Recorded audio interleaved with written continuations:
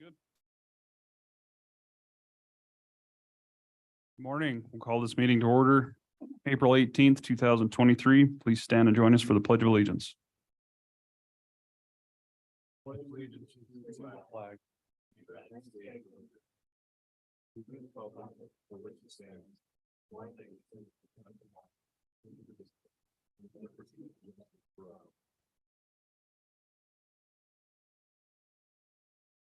All right, we do have a quorum present with all 5 commissioners in attendance today. We have officially rolled out our new Granicus software program, so bear with us. It's a new look, a lot of different opportunity, but hopefully one that'll make operations more efficient. But as I'm scrolling through, commissioners, keep me on my toes because I'm sure I'll be making some mistakes today. First order of business, we do need to amend the agenda. We've had a few things come up with conflicts. Obviously, it's a pretty stacked agenda. We need to remove tab D1. That's a update from the Sweetwater or the Southwest Wyoming Regional Airport. We also need to remove tab D13, which was discussion of the snow holiday and employee pay. And it was brought to our attention this morning. We need to remove tab D20, which is the county ambulance and regionalization grant update. And then, although we were all excited because we finally didn't have an executive, we've had something come up. I promised it will be a short update, but we do need to add an executive session for legal at the end of the agenda. So with those changes, and unless there's any questions, I would entertain a motion to approve the agenda as amended. Mr. Chairman, I would make the motion. Got a motion to approve by Commissioner Toman. Do we have a second? Second. Second by Commissioner Shanefield. Any discussion? Hearing none, all those in favor signify by saying aye. Aye. Opposed, nay. Motion's unanimous. First up under tab A today is a public hearing for a budget amendment in the Public Defender's Office. We've got Bonnie here this morning. Morning, Bonnie. Good morning, Chairman and Commissioners. We have one budget amendment this morning. Resolution 23-04-CL-03 is a Sweetwater County budget amendment. This increases expenditures in the general fund for public defender in the amount of $19,375, and it decreases the funds in general reserve in the amount of $19,375. So we are moving $19,375 out of reserves and into public defender. And just to be clear to the public what this is for, and for you, if you may not know, per Wyoming State Statute 7-6-113, the counties are required to pay for a supplemental share of the state public defender's office budget. So we are billed once a year for our share. It's based on population, assessed valuation, and serious crime. And they just prorate that amount for the county. And we had in the budget, let's see the amount. We had budgeted $167,000. We were less than that last year.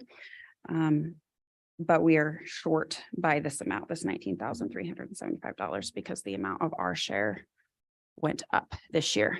The good news is they use the same data for 2 years in a row. So we will know how much this is going to be for next year, so we can budget accordingly. But when we prepared the budget last year, we were not aware that this was going to increase. So that is the amount that we will need to cover the payment to the state for this invoice. Are there any questions before this is opened up to the public for a public hearing? Appreciate the background on that. Any questions, commissioners? Doesn't look like it. We'll now open up the public hearing. Are you able to open up yours? Your attachment?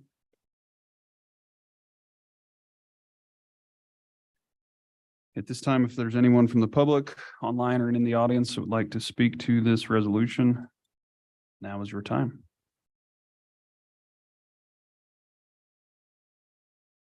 Okay, it's over here. Doesn't open though. Mine won't open. Yeah, I got the same problem. Seeing and hearing none, we will close the public hearing. We're having difficulty opening up the attachment in our new system here. It's open. It's loaded. Here's opened. That's because I'm the IT specialist. Yeah, I'm definitely not, 'cause mine's not on. We're all in trouble. Yeah, I finally risen to the It top. was great in practice. Well, here, do you need to read it off mine?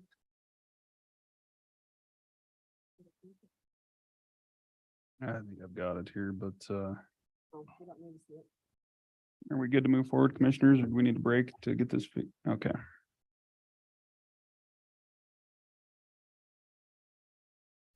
We're gonna work on this technical difficulty here to get us all on board. So give us just about 5 minutes for those that are watching. Took a while. Now it's going to do it.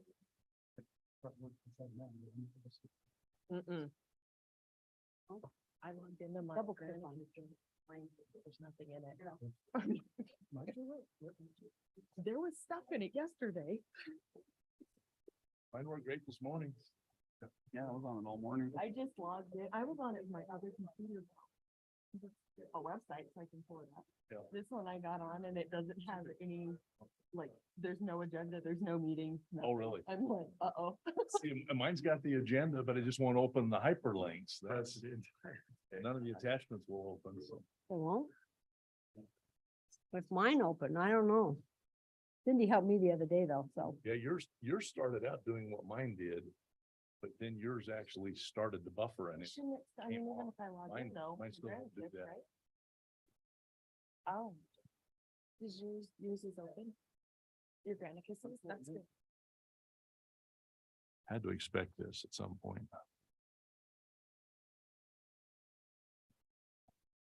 I blame Rob. I'm pretty sure it's your fault. It's my fault. It's your fault. Okay, my fault. Don't know why, but I'll take the blame. Everything was Mary's fault at the coffee with the commissioners, but today it's your fault, Rob. But I'm here. She wasn't there. Yeah, what else did you sign me up for? Everything. I was going to send some written notes, but I didn't know if I'd trust you guys to read them properly. Oh, come on, Mary. Oh, as if this wasn't gonna take long enough today anyway. Start off this way. Sorry, it really is. Mine's working just fine. I don't see what the problem is. with There we the go. rest of them. We just signed out and signed back in. Chair then, Mary, would that be okay? Trade your places. He went out and re-entered and got on. He went out to legislate. You did? He closed out and re-entered and got in. Eaton, you went out and came back in and it worked? I just signed out and then started over.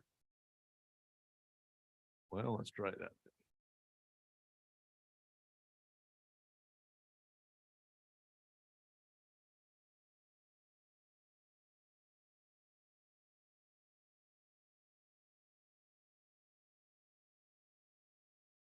Cindy schooled me. She must have done a good job.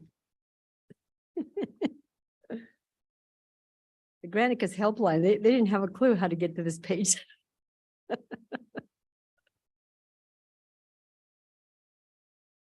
Still nothing on your end, Mylan?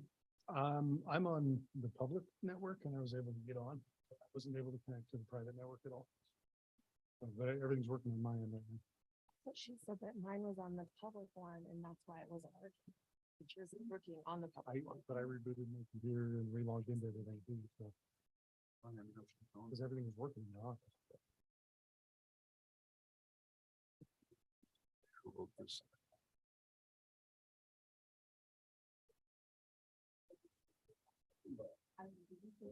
It's not wanting to let me Rebooted, so. but then it wouldn't connect to private. So I went on the public and everything. was working, so. Wonder, let me shut it down. Turn it off and turn it back on. Everything worked in my office. Plug it and come here and do it. Look and make sure you pick a network table. But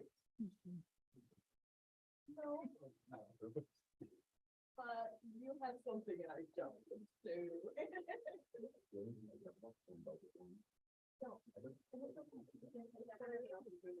Is everybody else on? Yeah, okay.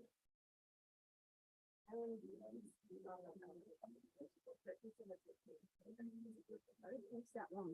It just popped up because I was saying we can see it like, I mean, we can hear the see it. We're gonna go back and. I am, they're getting more gas. Cause I need some.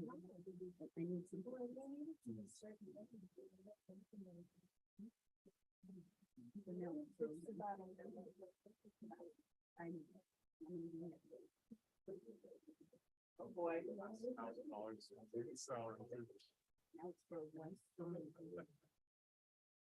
Everybody else on? When you're on private, share stuff?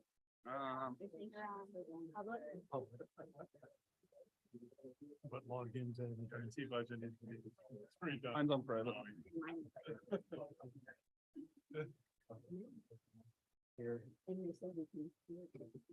Just to hang that TV downstairs. Right. Yeah, I'm on the private network. Are you on the private network? I turned it off and came back, turned it back on, it's still buffering, trying to reload. Mine's not back up yet. Record it. Okay. Back up anyway, so. Says it couldn't connect all network drives, however. So let's see what we come up with. Benefits crashed the system.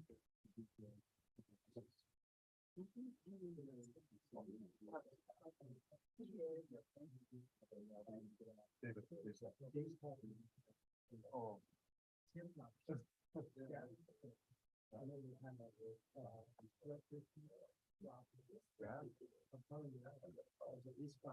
Where's the cork I put on? So when I laughed at our last meeting. Oh, yeah.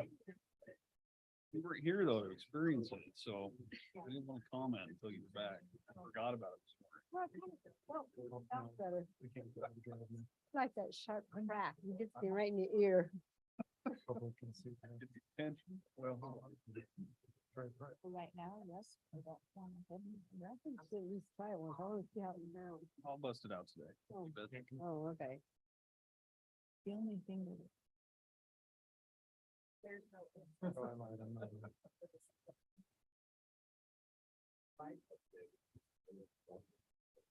no.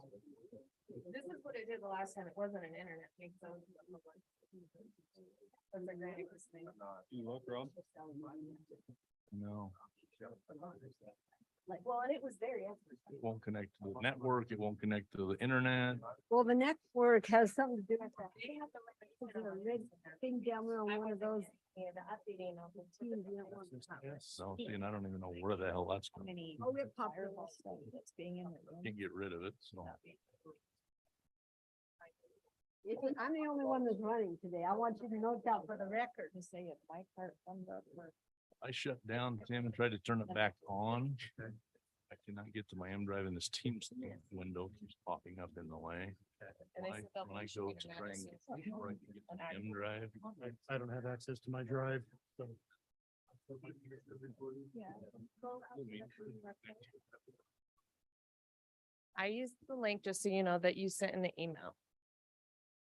When you, everything. About same link as yesterday.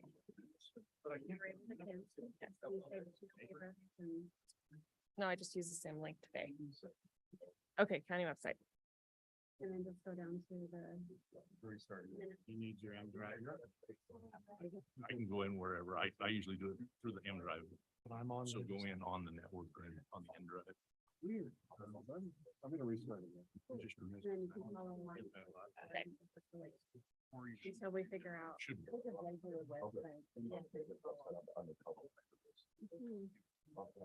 Yes. Okay. Then I guess we'll just get Granicus fixed. Yeah, later. everything in the message. Okay. Do you have your Outlook open? I did it once. I thought of you had done that. So Okay, it's okay. good.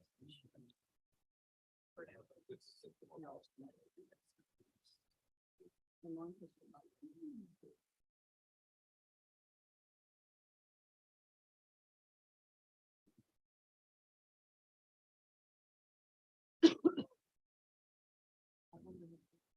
You weren't able to get right on. Okay, so this is where I've been good. Actually, just have it right there. There we go. Alright. No, I just have my commissioner. I have access to it. But I don't need it.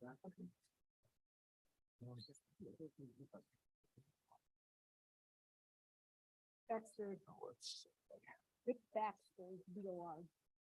Hey, we're good. All right, thanks, Mr. Wizard. All good? Did Lauren get in?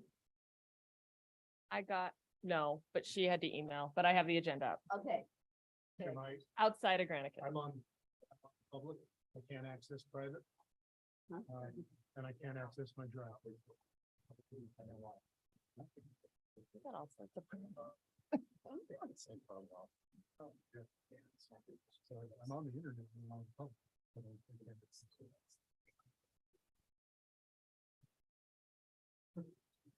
Why American Idol, huh? Valley. So, gee. You really are getting that through. That's why Jim's not.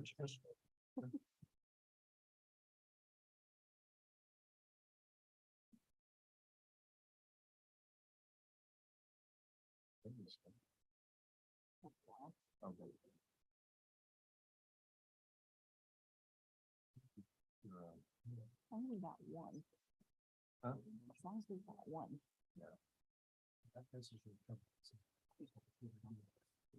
Only thing that's weird is it's not shown on this computer, but this happened for 2 minutes. Yeah. And it showed that there.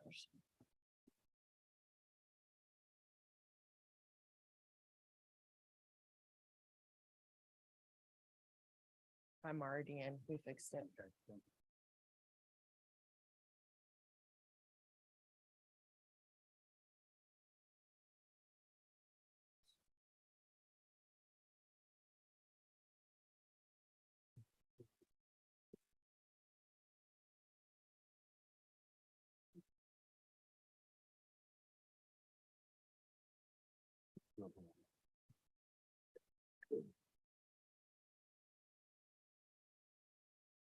All worked off the years.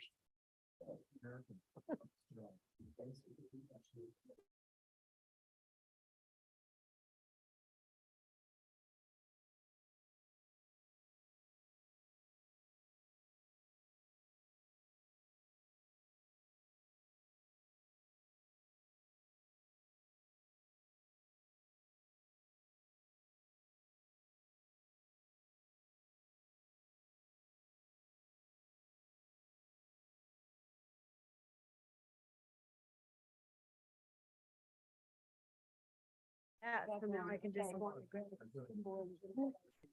And I said, Yeah, I thought with it's over now. Okay, we will resume. I think we're all back up in order. Mr. Toman has to buy lunch. Now the technology and the IT liaison that she is Thank failed you, us I'd on the be honored. initial rollout. Where we left off, we did just close the public hearing for the budget amendment resolution 2304 CL03. Commissioners, what's your pleasure? Mr. Chairman, Commissioner Shanefield, I'll make a motion to approve resolution 23-04-CL-03. got a motion to approve by Commissioner Shanefield. Do we have a second? second. Second by Commissioner Richards. Any further discussion? Hearing none, all those in favor signify by saying aye. I, Aye. Opposed, nay. Motion's unanimous. Thanks, Bonnie. Appreciate it. Next up, we've got 6, I believe, resolutions from the Planning and Zoning Department. First up being Resolution 2304-Z001, Zone Map Amendment from Agriculture A to I2 Heavy Industrial as requested by Sweetwater County. Morning, Megan. Good morning, Commissioners. The first public hearing we have, as Commissioner West stated, is a zone map amendment from agricultural to I2 heavy industrial. It's for the property that the county actually leases from the BLM where the detention center resides. It's for the whole 105 acres that they have with the lease with the BLM. It's located within the growth management area. plenty of existing infrastructure. Basically, what we're here to do today is to get the zoning for the property correct so that we can move forward and proceed with the next hearing, which is renewing a conditional use permit for the impound and storage yard that the sheriff has out there on site. Basically updating the zoning to match the heavy industrial uses that are on the site out there. It was something that staff found when reviewing the conditional use permit for the next hearing that didn't happen the last go around back in 2021. So we're trying to rectify that here today. As you can see, it's the whole 105 acres. So not just the land that the detention center resides on, but everything that we are leasing from the BLM. Everything to the north is zoned heavy industrial as well, with most everything to the east and south is agricultural. It's properly posted for the public out there by Mr. Zimmerman. And as we all know, there's 6 criteria that we review for the zone map amendment. First off, are we encouraging growth and economic and social well-being of the county residents? And we think that that is happening. We're basically suiting the heavy uses that are on a property, just fitting the uses better with the zoning that represents the property. Does it create buildable lots? It does. The reason we chose to go with the whole 105 acres is that if the county ever does need more land that is zoned for heavy industrial uses, we will have it. We don't have to go through another one of these public hearings. Existing and allowable uses of adjacent properties are already in place. It matches with the zoning to the north and has agricultural uses to the south. And as it's an existing property, there is all existing infrastructure and things on site for the detention center. As we all know, it's been there several years. And staff does not see that this will have any adverse effects to the property, and we did not receive any negative comments for this. And this amendment conforms with all applicable provisions of the 2015 Sweetwater County zoning resolution. We did receive one agency comment, which was a neighboring property of John Bunning Company, and they have no objections to this. And at the Planning and Zoning meeting last Wednesday, the Planning and Zoning Commission voted 5-0 to approve this zone map amendment. That's all I have, Mr. Chairman. Thanks, Megan. Any questions, commissioners? Hearing none, we do need to open this up for public hearing at this time. If there's anyone in the audience or online that would like to speak to this proposed resolution, now is your time.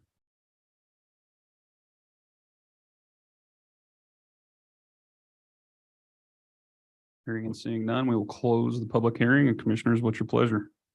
Mr. Chairman, I would move to approve resolution 23-04-Z0-01.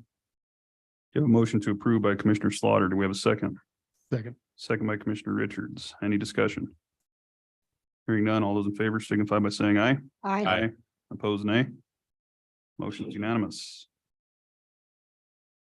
Next is another resolution, follow up to this for resolution 23-04-Z002. Thank you, Chairman West. As we stated before in the last public hearing, this is the conditional use permit renewal for the impound and storage yard that the sheriff has out there at the detention center. It's approximately 1/8 of an acre located in what used to be an existing parking lot out on site. As you can tell from there, it was a conditional use permit that was approved back in April of 2021. It had it was fenced off. There's slatting, fenced, everything that was required with conditions for the first go around was followed up on, and we're here to renew that today. And we'll just jump straight into the review criteria for this. There are special requirements due to it being an impound and storage yard. The property cannot, or impound and storage yards cannot be established within 600 feet of a church, school, or residential zone district. Definitely over 600 feet from the nearest church, which is the Church of Christ, and it's over 2.6 miles from the nearest recreational facility, being Crossroads West Park. Applicant will be responsible for maintenance and proper disposal methods in conformity with DEQ regulations. Fortunately, this is just an impound site. There are plenty of auctions happening out there. There's hardly any vehicles being stored on site. And if there's a good handful, the sheriff is making those available for public auction. So the site is very rarely full. Vehicles get brought in and they get cleaned off rather quickly, which is good. There's screening and uniform fence height of at least 6 feet. This was all put in place back in 2021 and is currently being maintained. So there's no changes needed for that.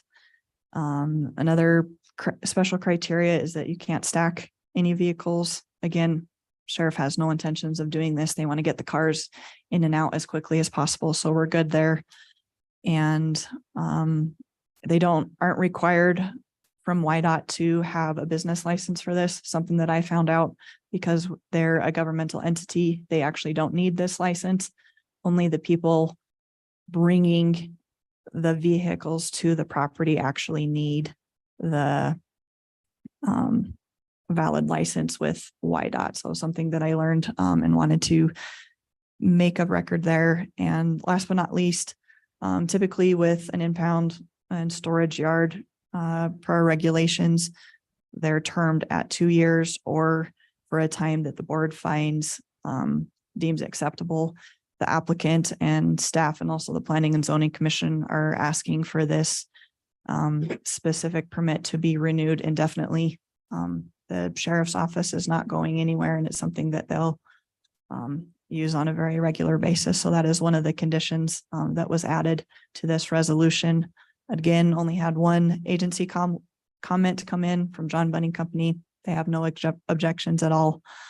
And at the April 12th, 2023 Planning and Zoning meeting, the Planning and Zoning Commission voted 5-0 to approve this conditional use permit with staff recommendations. And as you can see, there are 4 staff recommendations. Applicant shall install impound and salvage yard with a 6-foot fence with either privacy slats or a solid fence. This has been met. No stacking of the vehicles is allowed. The conditional use is limited only to storage and impound of vehicles, and the conditional use is for an indefinite amount of time. That's all I have on this one, Mr. Chairman. Thanks, Megan. Appreciate the background. Any questions, commissioners? Hearing none, we will now open it up for public hearing. If there's anyone in the audience or online that would like to speak to this renewal of the conditional use permit, now is your time.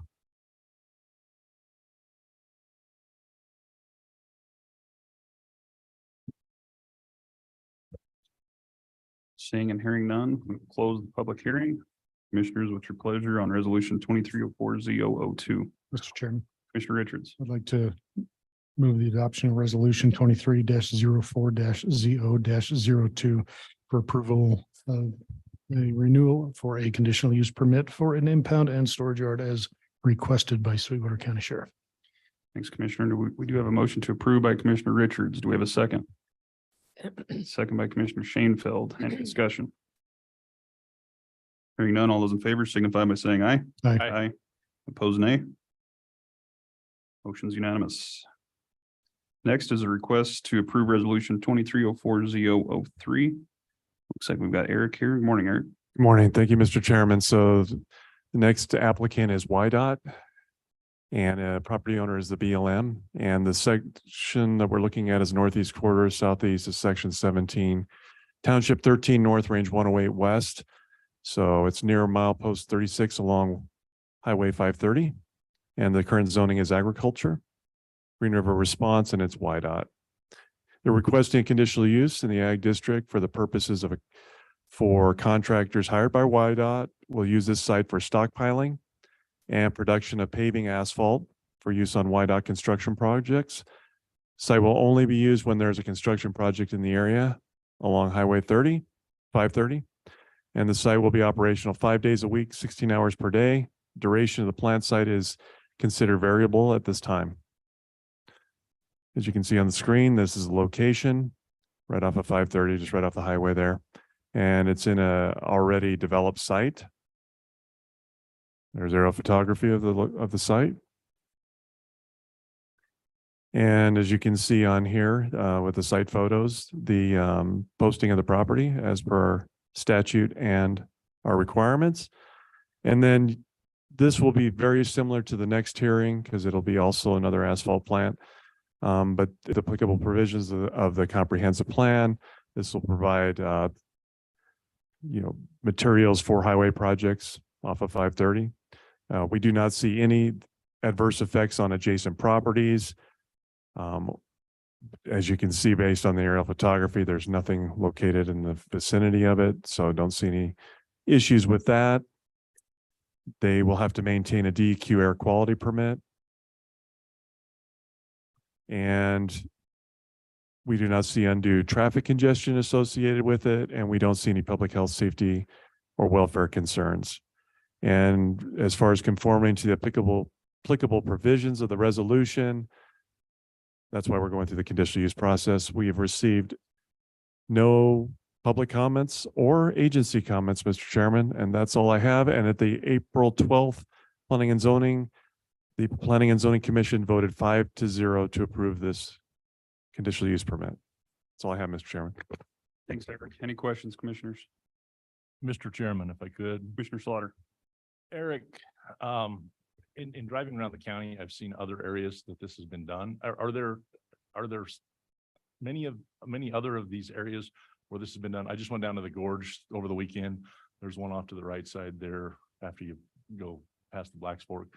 Do you know how many we've got of these sites that they use around the county? Or Oh, there's quite a few. Mr. McCullough is here from YDOT, probably can answer it better than I can. But along Interstate 80 is where we've permitted some in the past in probably the last 5 years or so. I don't have a number, but YDOT's worked with us quite a bit. I mean, they've got one up by Siskiyou Wildlife Refuge. If you go up there and on 28, you'll see one. So, but the applicant is here too. okay, yeah, just curious as to how many. Sure. Because I see them as I'm driving around out there. Sure. I am Brad McCullough. I'm a resident engineer here in Rock Springs for YDOT. To answer your question, Commissioner, yeah, well, as Eric stated, there are several that we've already done. We did one up on Bitter Creek Hill about 3 years ago for the project we did out there last year. And for these two in question, I have 3 projects going on in the next 3 years that we'll be using these 2 plant sites for. So, Mr. Chairman, if I could once again, just once you're done with the planned work with that, what do you do as far as reclamation of those sites? Usually before and after, we'll strip the plant side topsoil and then we'll reseed them as per DEQ and yeah, SWIP standards and stuff. So yeah, we'll leave it and then until we need it the next time. So we'll leave it, trying to leave it as it was before we left it. So Super, thank you. And then, I don't know, if this is for Eric or maybe Mr. McCullough, but it didn't see a timestamp on it. Sounds like it's a 3-year project, or how does? well, the conditional- we have 3 projects. They're coming up over the next 3 years, but we kind of, for this purpose, we're just trying to get with the DEQ because this is one of their regulations to be able to get a air quality permit is for for the county to change the zoning, or in this case, just a conditional use permit for while we're there. Yeah, I understand that, but I mean, usually there's a condition on a time frame, just like the one we just approved. We just approved indefinitely. Is there any? Yeah. So yeah, that was a discussion. In Go ahead. Definite type deal, because we don't never know when we're actually gonna be needing these plant sites again, so it's, yeah. So is that the understanding from staff? Is this just? Yeah, so Mr. Chairman, that was a discussion point at the Planning and Zoning Commission, and because it was variable and we didn't have a time frame of really, specifically like if it was 5 years or so and it's an existing developed site, like we've had these around the county. Planning and Zoning Commission was okay with not putting a time frame on this. YDOT will have to maintain a air quality permit with this. So in order for them to operate down there, but because it was a developed site, they didn't feel it was necessary to put a time frame on that. Okay. And that's going to go also, Mr. Chairman, for the next hearing also, because it is another project on 530, because there's 2 sites. Any other questions, commissioners?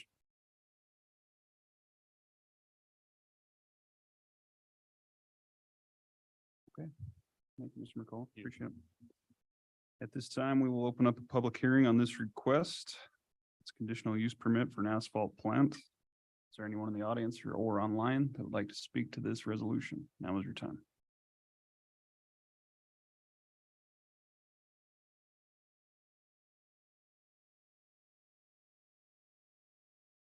Seeing and hearing none, we will close the public hearing. Commissioners, what's your pleasure? Mr. Chairman, Commissioner Richards. I'd like to move resolution 2304Z003 for approval of a conditional use permit for an asphalt plant with ancillary facilities and equipment for stockpiling and paving asphalt along Highway 530, with the condition that the conditional use permit is valid as long as the permit holder has an air quality permit from the DEQ. You have a motion to approve by Commissioner Richards. Do we have a second? Second. Second by Commissioner Shanefield. Any further discussion? Hearing none, all those in favor signify by saying aye. Aye. Opposed, nay. Motion's unanimous. Next, we have another conditional use permit for an additional asphalt plant, resolution 2304Z004. So thank you, Mr. Chairman. So the property owner again is the Bureau of Land Management, and Brad McCullough with YDOT is the applicant. And so the location on this one will be milepost 12 on Highway 530. So it'll be another site down 530. Zoning is agriculture. It's off 530 and it's Green River Response. And again, this same as the previous hearing, it's for an asphalt plant and stockpiling and production of paving asphalt for use on YDOT construction projects. Here's the location. And again, it's an existing site. And then there's the notification that was posted on site. And again, same type of review criteria as far as comprehensive plan. And we don't see any adverse effects on adjacent properties. Because there's, when you look at the aerial photography, there's nothing, it's all undeveloped around it. No residential located within the vicinity. And they can demonstrate adequate facilities by maintaining a air quality permit. And we don't see undue traffic congestion associated with this. And then to conform with the applicable provisions of the resolution, that's why we're going through the conditional use process. And we don't see any adverse effects on public health, safety, or welfare. There were no public agency comments. And at the April 12th Planning and Zoning Commission meeting, the P&Z voted 5-0 to approve this conditional use permit. That's all I have, Mr. Chairman. Thanks, Eric. Any questions, commissioners?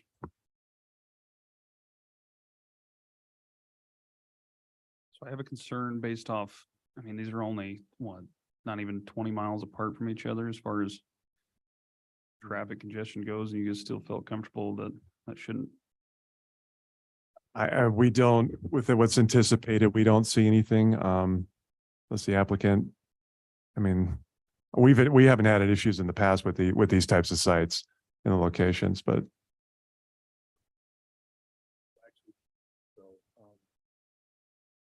The first one we just approved, that one will be done this next year. And then this one here will be the following year, so we won't have both of them going on at the Okay. same time, Okay, so. good deal. That answers So- my question. So basically, where the project is, that's where the asphalt plant's gonna be. Thank you. Any other questions, commissioners? Hearing none, we will open up a public hearing on resolution 2304-004. Another conditional use permit for an for an asphalt plant. Oh, boy, here we go. Gonna be a long day. First, this is the day that the press is actually here to listen. It won't be the first, won't be the last. That's all right. If there's anyone in the public or online that would like to speak to this asphalt plant conditional use permit, now is your time. Mr. Chairman, would you restate that? No, I'm just.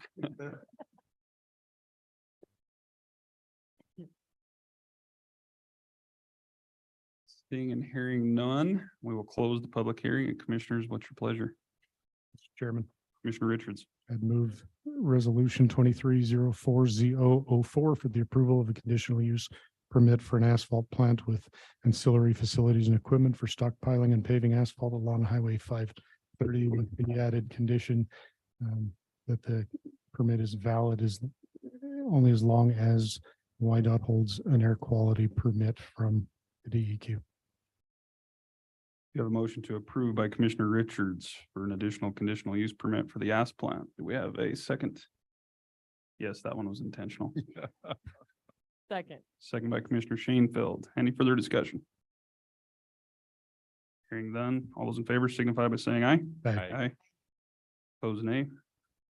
Motion's unanimous. Item number 5 is a request to approve resolution 2304-005, a variance for maximum height as requested by Carla. I'm not even gonna try to pronounce that last name. Go ahead, Megan.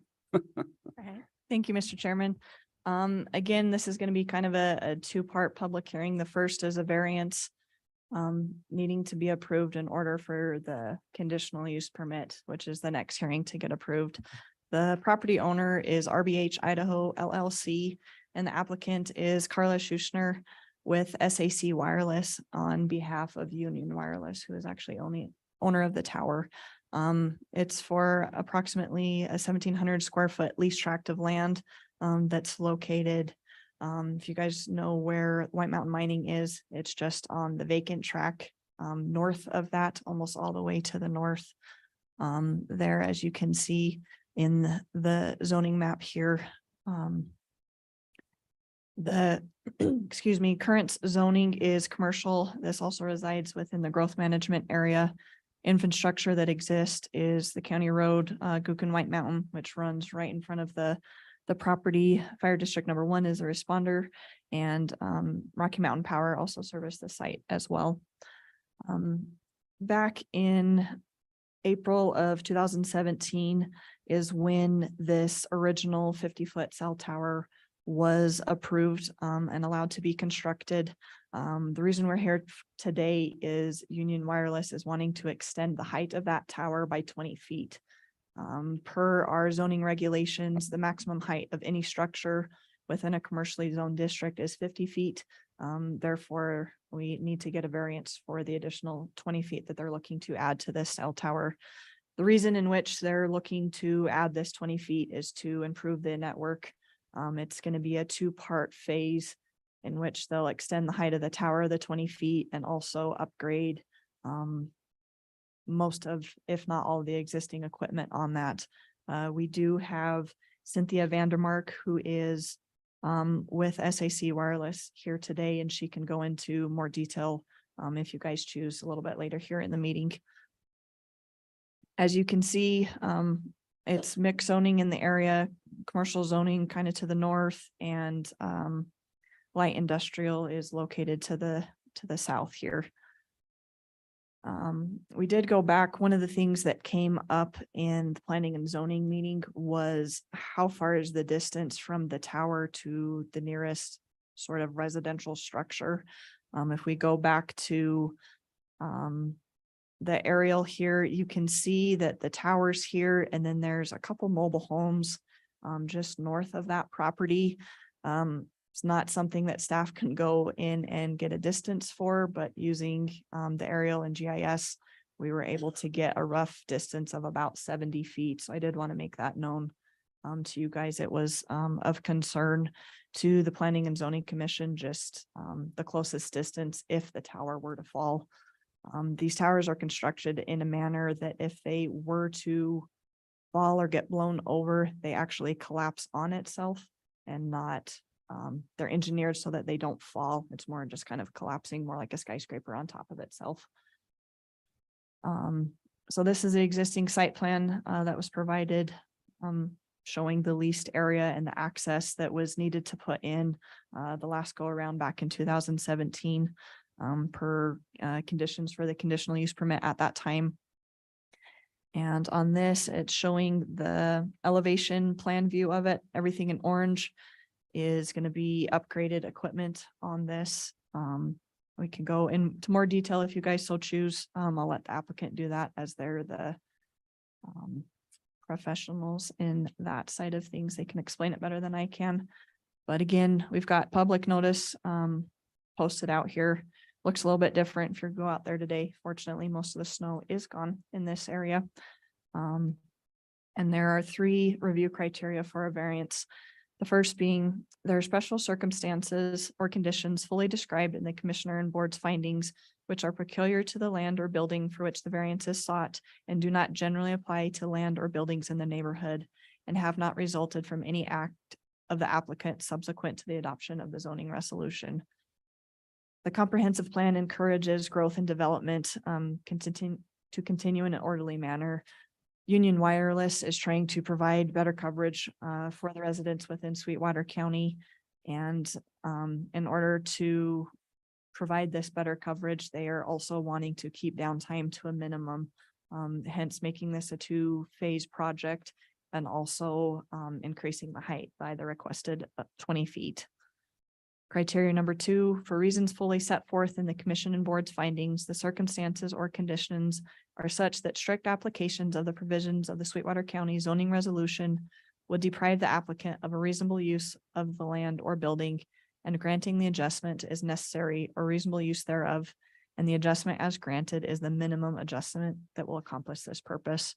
Doing a little bit of quick math, Union Wireless is only seeking to increase the tower height by about 40%.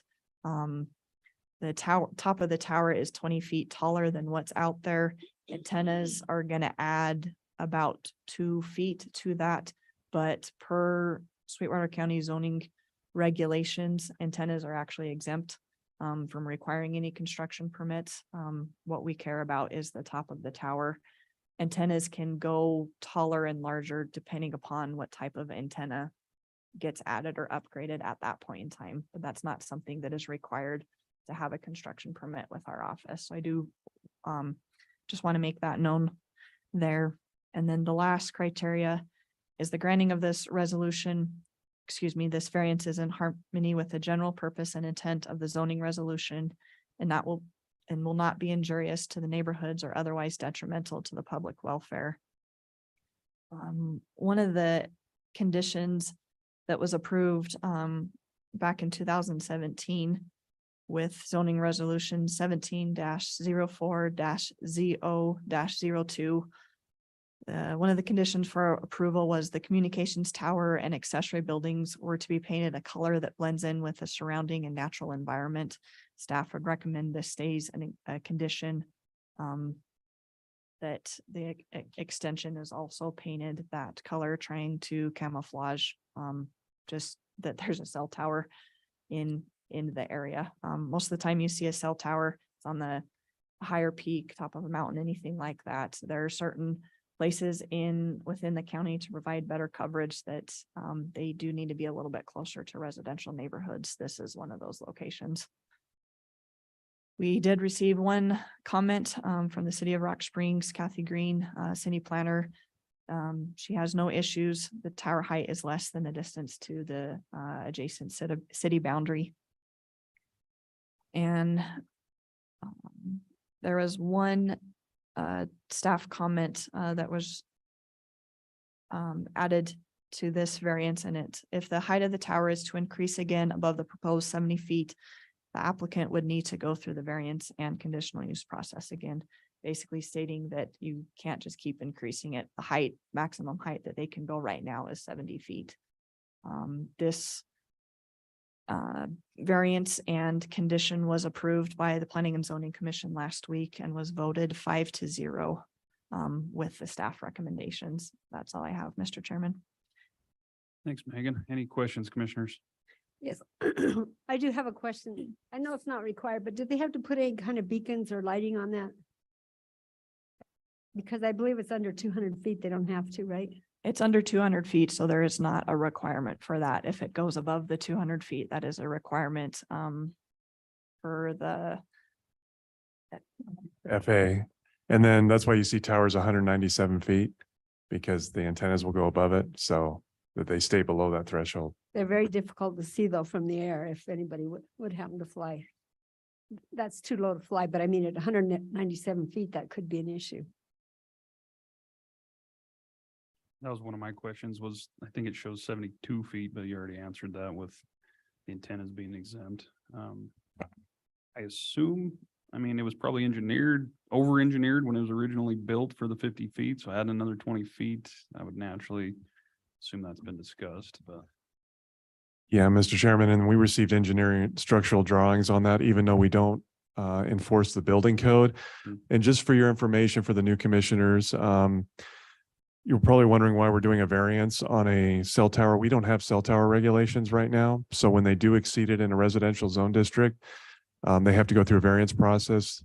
We're currently in the process of developing regulations so that because this is going to be a thing that we're going to see more towers because of the increased loads on data and such. So we're going to have to revamp our regulations so that they're not always having to go through a variance process on this. So just for your information, we discussed this with the Planning and Zoning Commission too. Mr. Chairman, Commissioner Slaughter. it looks like Eric, Megan, from looking at the mechanical drawings, these towers are designed to have additions put on. So they must anticipate that. And I've seen this in other areas where we've seen these applications.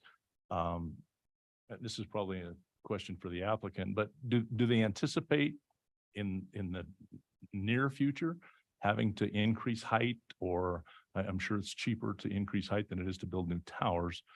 And I think there's probably a point in time where the towers are just higher than what we would want them to be. So just curious as to what the plans would be for a tower that is constructed like this. Chairman, Commissioner Slaughter, I'm actually going to let the applicant, Cynthia is joining us via Zoom, answer that question. Okay. Thank you. Hello, this is Cynthia Vandemark. As far as the future, we are only working with Union Wireless on the Huawei Rip and Replace project.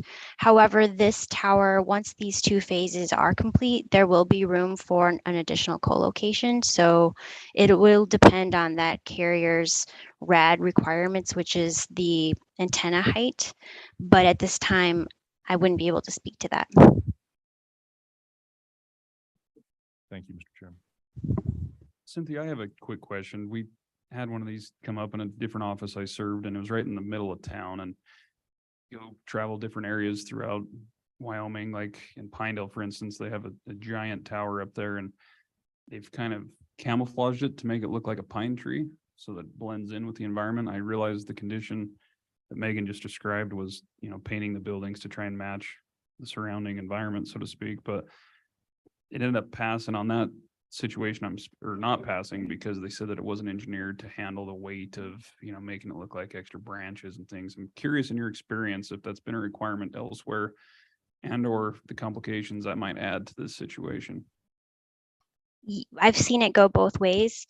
Anytime a monopine or a monopalm is required, it does limit what a carrier can do in the future to a tower because of the structural requirements and needs. And in addition to that, a lot of times not all antennas weigh and have the same dimensions. So we're always having to reconsider those items. I have worked with BLM and National Park Services in the past on different telecommunication sites, and they're actually steering away from monopoles and doing more of like a rustic look, like a rustic telephone pole look. That if you're, that's just in regards to that question. As for this site, it is already built and we would have to construct a new tower, and that would be it wouldn't be ideal to create a monopalm or a monopine.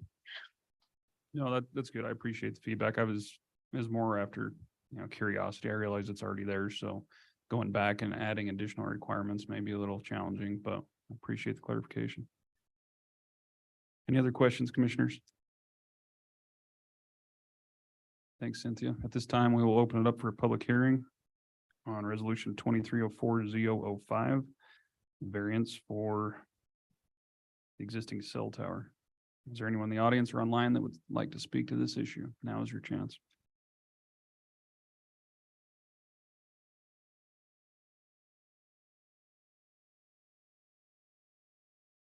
Hearing and seeing none, we will close the public hearing. Commissioners, what's your pleasure? Mr. Chairman, Commissioner Shanefield. I'll make a motion to approve resolution 23-04-0-05 for approval of a variance for maximum height from section 5G of the 2015 zoning resolution requested by Carla Sustner, SAC Wireless. You have a motion to approve by Commissioner Shanefield. Do we have a second? Second. Second by Commissioner Slaughter. Any further discussion? Mr. Chairman, Commissioner I Richards. just want to point out the irony that this is a variance from section 5G of our zoning resolution.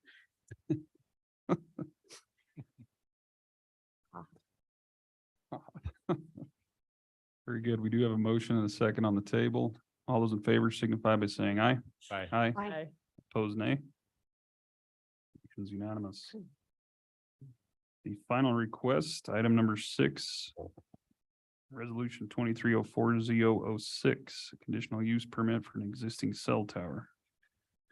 Go Thank ahead, you, Megan. Mr. Thanks. Chairman. Again, don't want to beat a dead horse on this, so we'll hopefully zoom through this one a little bit quicker. If you do have questions on what's being added or removed from it, I'm going to have you defer to Cynthia, who's joining us online as well.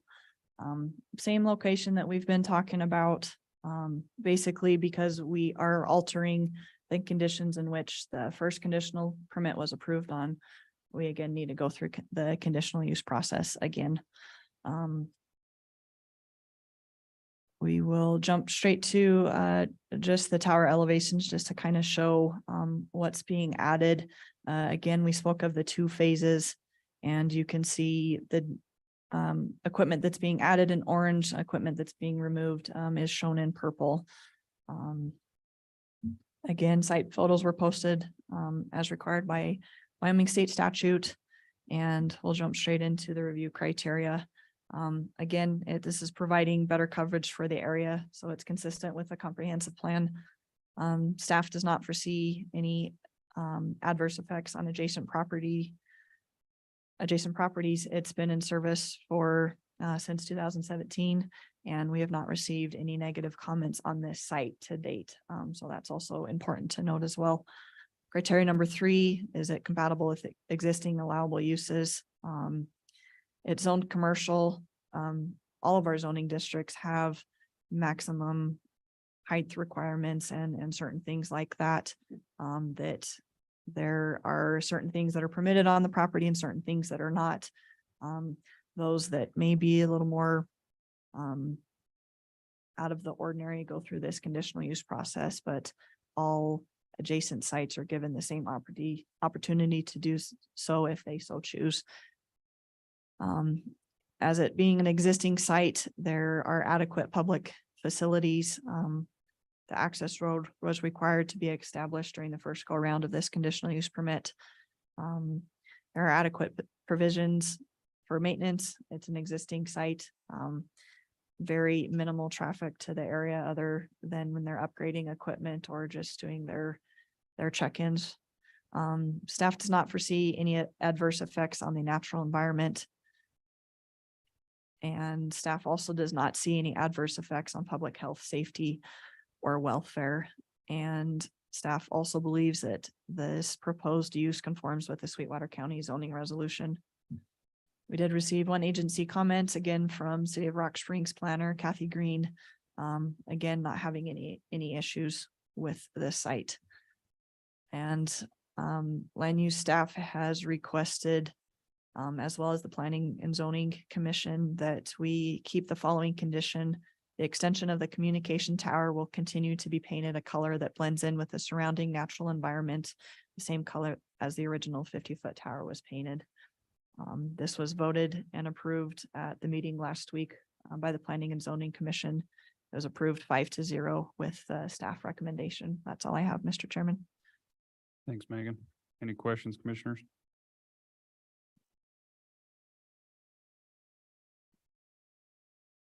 Hearing none, we will open up the final public hearing for the P and Z business this morning. If there's anyone in the audience or online that would like to speak to resolution 2304-006, the conditional use permit for this existing cell tower, now is your time.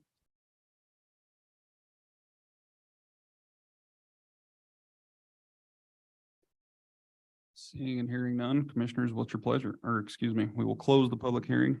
And then commissioners, what's your pleasure? Mr. Chairman, Commissioner Richards. I'd move adoption of resolution 23-04-0-06 for the approval of a conditional use permit for an existing cell tower as requested by Carla Sunjar, SAC Wireless. We do have a motion to approve by Commissioner Richards. Do we have a second? I would second that. Second by Commissioner Toman. Any discussion? Hearing none, all those in favor signify by saying aye. Aye. Opposed, nay. Motion's unanimous.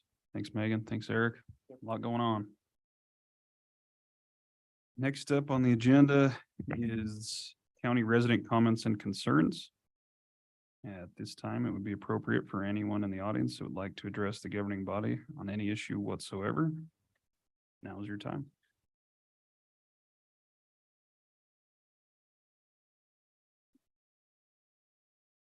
Yes, commissioners.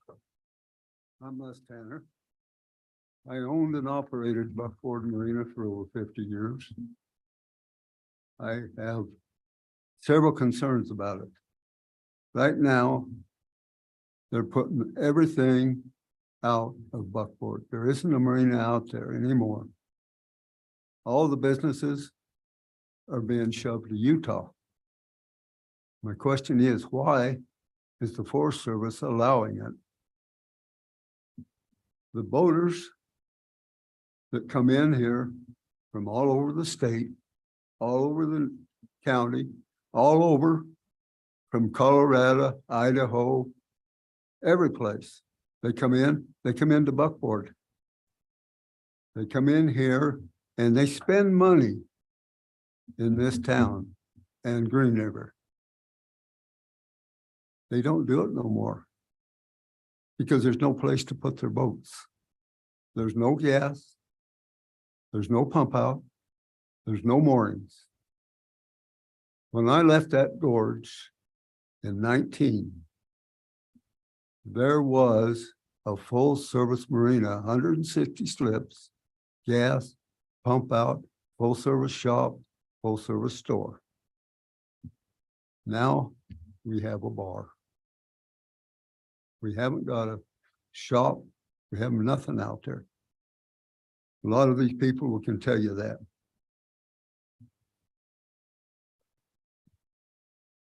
And this proposal they've got, it's to shut down the shoreline around Buckford Bay and north of Buckford.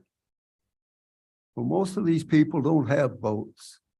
They come in there, they shore fished, and they were tourists. Not only the locals went out there, but they brought their kids out. They can't afford boats, but they need to go fishing. They had their kids out there fishing.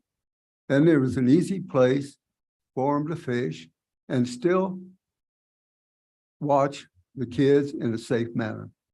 And it was the only place on the gorge that it was easy access for them to get to. You could go down in there with a car You didn't need a four-wheel drive. You didn't need all these fancy equipment to get in there. You could get in there. In 1970, I'll fall off the letter here a little bit, but in 1970, his son, his grandmother, and a boy were fishing in South Buckboard, just across from the marina. He caught an 18-pound rainbow. Well, he played around the shore and pole kept falling over, and Grandma finally told him, well, it fell over one time, he picked it up, he could feel the fish. Grandma got so excited, she went in the lake and retrieved the fish. I have pictures of it. Another thing is if they shut down the access of it, there'll be no place for these people to go. And that's wrong. And not only that, they're giving up all the water rights to get this land. Once that happens, there'll never be a marina on Flaming Gorge. We have fought the Forest Service tooth and nail for 50 years to keep a marina in Wyoming. They want to push everything to Utah. You go down and look at the buildings and everything in Utah. All well kept. They even go in to Lucerne, help him put in a breakwater. Yeah. What do they do at Buckboard? Nothing. Another thing we need to address is they're landing aircraft out there. FAA probably give them permission to land on the road, not on the ramp. They're flying planes in there in congested areas. The Forest Service's attitude, they're not doing anything about it, and for the sole purpose of just bringing in fishermen and hunters for their fishing and hunting camp. And that's all it is anymore. I flew a plane in there because I had a boat sunk off the marina back in the 70s. I had permission from the FAA to land. We flagged the road out on the road from the cattle guard in. We landed. I taxied the plane in, parked it.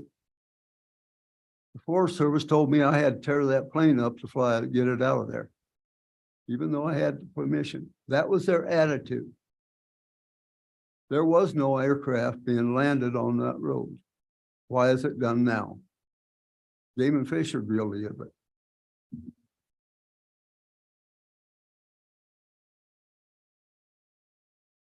And there isn't much left of Buckboard Marina. If we don't fight it and get legislation's help, get your help, we won't have a marina in Wyoming. And it's very economical. We bring in a lot of people to Rock Springs, Green River area, tourists that come in here, they come out the gorge, they go fishing, they go up to Yellowstone. They spend a lot of money in Wyoming. I'll let Greg give you a little bit more insight on what happens with the boaters. They have no place to put them and why they're selling them. Thank you. Thanks, Mr. Tanner. We appreciate it. We hope we do have a federal partners day, so to speak, where a bunch of our partnerships are supposed to be coming and updating us on things. We're hoping that we get some from the Forest Service nationally. That's going to take place at 11 if we can get there. So we will have more discussion. This is an agenda item that we as a body will be discussing as well. So you're welcome to speak to it now. We do have a 3-minute, time limit, but if there's just a few of you, and we're okay, we want to hear your concerns as well. So just try and bring some additional info. I would assume you guys are all on the same page, but. Well, commissioners, I'd like to thank you for at least listening to us today. I'm here not on behalf of anything other than I am the general public that uses that area with a lot of my friends, family, colleagues. Mr. Chairman, could the gentleman identify himself? Oh, I'm sorry. I'm Sherman McDonald. I live here in the county. I have most of my life. And I use the buckboard area exclusively. My friends and family have asked, we kind of got together, seeing how it is on a day that most of us are working. I do own and operate my own business, so I was able to adjust my time schedule to be here. I have worked in several marinas and worked in the marine industrial heavily my whole life. And so having a marina is very, very, very important to the side of Wyoming side of the reservoir, in my personal opinion. A lot of it has to do with safety, okay? I worked for Buckboard Marina years ago. I have also worked at Lake Powell at Bullfrog Marina. So I am fully understanding what a marina is about, okay? It's there for the water vessels. Look at a dictionary, see what marina stands for. It's real simple. It has nothing to do with the on land. It has everything to do with the water. And if we at this time, this is allowed by the Forest Service for this water versus land swap, we are doing two things. We're killing our access to the water and the ability for protection of people, whether it is to get fuel, whether it's to pump their boats out, whether it is for search and rescue's ability. When I worked for Buckboard Marina, there was a vessel there that belonged to search and rescue that was serviced, kept up, and ready to go at a moment's notice if there was an issue on that water. And there can be lots of issues because the most neglected piece of equipment most people own is their boat. I've seen this firsthand.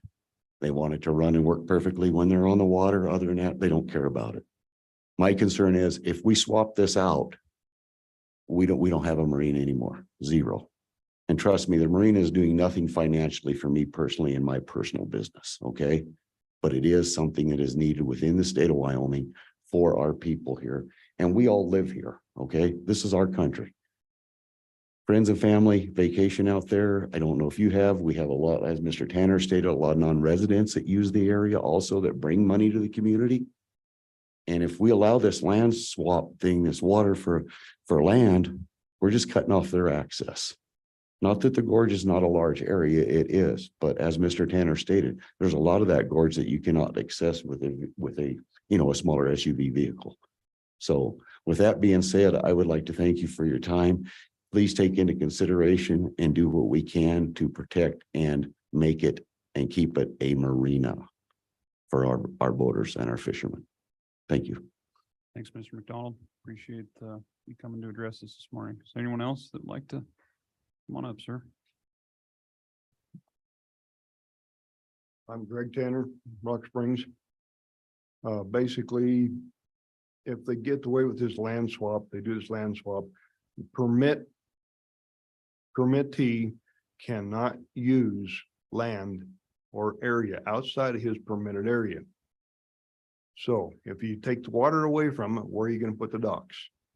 There's no place to put docks.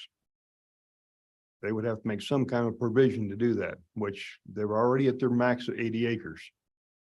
It would take Congress to up that 80 acres. Forest Service can't do that by themselves, not legally. The Forest Service kind of wants to keep this under the table.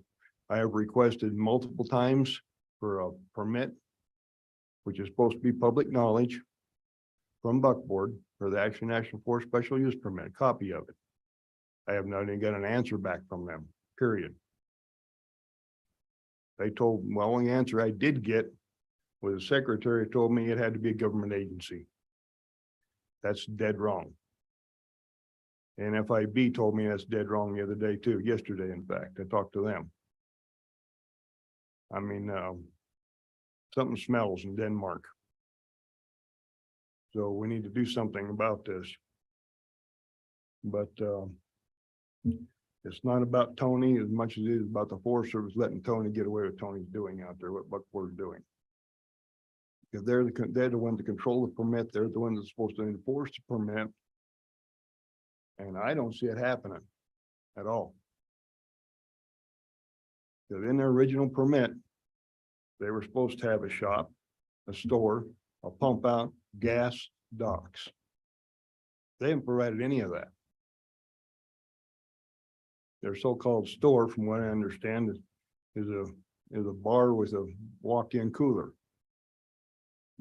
You know, there's not much else in there. So, you know, like I said, we need to step on somebody's toes someplace to get some answers, I guess. I don't know what else to do. But, if we get the congressional involved with it, then the Forest Service might actually have to do something, because that means a whole bunch of paperwork for them people. Okay, I appreciate it. Thank you. Any questions you have for me or Any questions, commissioners? We do have congressional people online watching today, good? from Hageman's office and from, Cynthia Lummis's office. So, we can follow up with them, or you can follow up with them. And then we also have a presentation. Mr. Brigham has asked the Forest Service to come and talk about this. Okay. Appreciate it. Thanks, Mr. Tanner. Anyone else from the public that would like to address the governing body? We are still under county resident comments and concerns.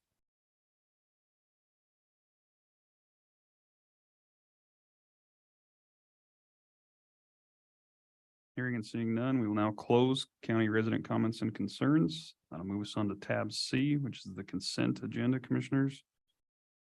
Under the consent this morning, we've got the approval of the minutes from the April 2023 meeting, approval of the county vouchers, warrants, and EALs, approval of the monthly reports, approval of bonds, approval of hospital maintenance expenditures, a request to restaff a vacant position in the custodial department, and then a request to replace vacant position in the detention center. Commissioners, if you've had a chance to review the consent agenda and you don't have any questions on it, what is your pleasure? Mr. Chairman, I would move to approve the consent agenda as presented. Got a motion to approve by Commissioner Slaughter. Do we have a second? I'll second. Second by Commissioner Shanefield. Any discussion? Hearing none, all those in favor signify by saying aye. Aye. Opposed, nay. Motion's unanimous. Next up is Commissioner comments. It looks like Commissioner Slaughter's up first. Thank you, Mr. Chairman. As usual, it's been a busy interim, especially since we had the shortened period in between, as our last meeting was on Thursday rather than Tuesday. On April 6th, I participated in Coffee with the Commissioners Public Forum, which was sponsored by the Rock Springs Chamber of Commerce. The event was held at Nell's Coffee House in Rock Springs. Our host and sponsors did a great job with the event. Each commissioner was allowed to make an opening statement identifying what they were personally working on. Then questions were directed to the commissioners from audience members. The event was well received, and I hope to participate in future events similar to this. On April 7th, I met with Public Works Director Legursky to address some concerns regarding county policy on snow days. I agreed to help facilitate with the board and HR. On the 10th of April, I met with County Capital Committee to evaluate where we stand with respect to capital projects that were included in the fiscal 23 budget and to prioritize projects for the fiscal 24 budget. The meeting was very informative, and I was able to learn and participate in the capital budgeting process. On April 12th, I listened in on the WCCA call, heard comments from Senator Barrasso, Senator Lomas's staff, Representative Hagman's staff, Governor Gordon's staff, and a presentation on mental health and substance abuse by Executive Director Andy Somerville. I was very impressed with Ms. Somerville's enthusiasm and expertise in such critical areas. On April 14th, I answered calls and returned phone calls to constituents that were concerned with issues currently taking place in the county. Most calls centered either around my role as liaison to the Memorial Hospital Board or the plan presented by the Ashley National Forest and how this plan may affect Buckboard Marina specifically. On April 15th, I spent more time researching the Buckboard Marina issues on phone calls and rereading the release on the Ashley National Forest Plan. That night, I attended the University of Wyoming Cowboy Joe Club meeting held at the Santa Fe Restaurant in Rock Springs. Wyoming head football coach Craig Bull was a keynote speaker. This was notable as it was the first time he's been in Rock Springs since the original meeting here 10 years ago when he was hired. It was very enjoyable, and the hors d'oeuvres served were excellent. On the 16th of April, I spent a couple of hours out in the area of Buckboard Marina trying to get a better feel for the layout of the Forest Service permitted area around the marina and the effects that this land swap could potentially have. It was notable to me that the current level of the Flaming Gorge is below the south half of the boat ramp and that the two large bays to the south of Buckboard are now dry. I'm not sure how many of you have recreated out there in the past, but that has been one of the biggest recreation areas for locals. I have participated out there for many, many years. Was shocked to see that there is no water in those two bays. Last summer, when we camped out there, our camp was probably 100 feet from the level of the water. If we were to camp in the same spot right now, it would be 1,000 feet and it would be to the edge of the lake itself. So that has taken away what I would perceive to be a great deal of the land along the lake shore, which people have previously used to recreate around the gorge, which will create some concerns of its own if the water levels continue to recede. Then looking at the proposed land swap and what would take place with the addition of the lands to the north of the marina, that is an area that my family has recreated for the last 40 years. On any given day during the summer, you would see hundreds of people who are in those areas recreating. I'm somewhat concerned that some of those coves and bays will be gone also. We couldn't get down there. It was too muddy. So I couldn't get down there on Sunday when we were out there. But I too am very, very concerned with what will take place with this land swap. I'm very interested to hear from the Forest Service on their plan. And I think it's critical to all of our residents of Sweetwater County who are very concerned with their access, their public lands access, their public recreation at the gorge, their rights to do that, and also the commercial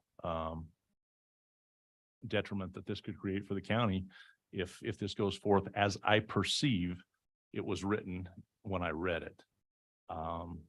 If time allows today, I will attend a hospital building and grounds meeting at 3 p.m. Right now, that looks pretty iffy. Tomorrow, I will attend a meeting with Commissioner Richards, representatives from Castle Rock Hospital District, representatives from Daggett County Ambulance Service, and others to discuss cooperation between these agencies. That may or may not occur now. I did hear this morning that Bailey Doctor, the CEO at the hospital, had an emergency, a family emergency, and may not be able to attend. We may have to reschedule that. And then Thursday, I will attend the meeting of the Coalition of Local Governments in Lyman. Thank you, Mr. Chairman. I would stand for any questions. Thanks, Commissioner. Appreciate the feedback and the actual reaction to what's going on down there at the gorge. Any questions for Commissioner Slaughter? If not, Commissioner Shanefield, you're up next. Thank you, Mr. Chairman. So we have a museum meeting coming up tomorrow, actually, and I did get an update from Dave to share today. However, so the museum staff are really working hard on educational efforts throughout Sweetwater County. They're working with their annual 3rd grade history fair. And they've actually produced a student workbook and a teacher guide on the history of Sweetwater County. And so I asked him to bring me a copy of it so that everybody could have the opportunity to look at it. It's currently being piloted at some of the elementary schools here in Green River, and it's pretty popular. The teachers are pretty excited to have it. And so I'll pass it around and give everybody the opportunity to see the great work that they're doing to share the history of Sweetwater County throughout for our youth. SCDC had a strategic planning meeting last week. It was very successful. We had support from Amber Powers from the Business Council. I just want to say thank you to the Business Council for supporting that conversation. She came in and just helped facilitate. And Kayla she's got more strategic planning meetings set up this month, next month, I guess May and June, she's done for this month. And they plan on completing that work and then coming back with a strategic plan for us in the fall. So that's exciting. And then I may have to step out during the BOCC board conversation. So I wanted to talk a little bit about that as well. I've had a lot of conversations similar to Commissioner Slaughter, and I'm sure all of us have. But I think that what we heard this morning hits the nail right on the head. This is the only marina in Wyoming and for Flaming Gorge, and it's essential to our way of life. It's essential for tourism. It's essential for all of us. And part of the reason that we live here in Sweetwater County is so that we can enjoy these areas. I think that we really need to look at the access for Sweetwater County and, what losing that access could potentially mean for all of us and our families and our children. It's a vital part of our county and it's a vital part of Wyoming as well. So I guess to cut to the chase, I would support Sweetwater County Commission doing a letter. And I've already talked to Eric Bingham about this. He said he actually started on that as an opposition to the Forest Service swap. And also requiring the Forest Service to hold the group that is currently has the permit down there accountable to the agreement that they've made, so that we can have the best services possible in Wyoming. I know that there's a lot of people, especially when they rent boats, they're told not even to go over to buckboard because they can't fuel up, they can't pump out, and there's no food or anything additional. And so I think that we're missing out on a vital part of our recreation for Flaming Gorge here in Sweetwater County in Wyoming. And it definitely is something that I'm willing to do whatever we need to do to protect. And I think that's everything that I had specifically. I'll be meeting with Karen Kelly hopefully next week. And Eric and I have had multiple meetings, just discussion around SEDC and planning for the future. And so we'll continue those. Thanks, Commissioner. Any questions for Commissioner Shanefield? If not, Commissioner Tillman, you're up next. Okay. It's great to be here in person this week. Sorry I had to be snowed out last week, but because of Zoom, at least I could participate. So that was wonderful. I'm excited. Today is our Federal Partners Day. It's our annual meeting with our federal agency partners, and I always look forward to sharing that with all of you and having an opportunity to hear what's happening and meet the people who make that happen. One of the things I will be asking them today is the Chamber has been hosting monthly meetings with the federal partners, and I would like to propose before my fellow commissioners that we begin to host those either monthly or quarterly in the Castle Rock room, so that the Zoom would be available for the partners to be able to share what they're doing. I think it's really important. Commissioner Johnson started this process, and the Chamber sort of picked it up and hosted a breakfast for the partners to get together with the chairman of the commission. But I think it should be open to any of our commissioners who want to drop in and learn more about what our federal partners are doing. And if we do it here, I think it will facilitate that. So I'm going to propose that to our partners today. And I want to thank them in advance for being here.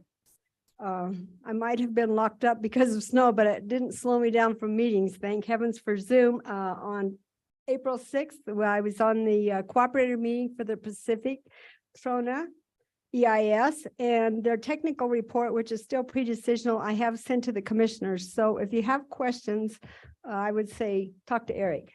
He's the one that got it off of the server and is looking at the technical parts of that. But if you have questions, please visit with him. On April 7th, Good Friday, we had a 2-hour cooperator meeting on the greater sage grouse, that new EIS that's being proposed that crosses the Rocky Mountain regions and across 9 states. And the BLM probably, well, the local office has been left out of that process a little bit, so I'm not sure how much they can tell us about that. The good part about it is that they're trying to take the parts from all the plans that we've done since 2015. 2015 plan will be left as a no action alternative, and then they will look at parts of the 2019 plan. The difficult part with this is that each state will have their own plan, but yet it's a 9-state plan. But each state will be allowed to use monitoring measurements that are specific for their state. So if a certain grass heights or certain kind of habitat for one state, it's not a one size fits all. So that's a good part. And it seems that they are trying to be reasonable with what they're proposing. So these are pre-decisional meetings yet, and they have a lot of options that they're looking at. On April 11th, I was in a 4-hour cooperator meeting with the Ashley National Forest. Their plan, I think it went public April 16th. So you can review that and see what they're proposing. There'll be a comment period, and then they will go with a final, trying to get a final plan for the Ashley National Forest. April 12th, I attended the airport board meeting, and I was hoping that Devin would be reporting today, but since he isn't, I guess I better tell you some things that are happening there.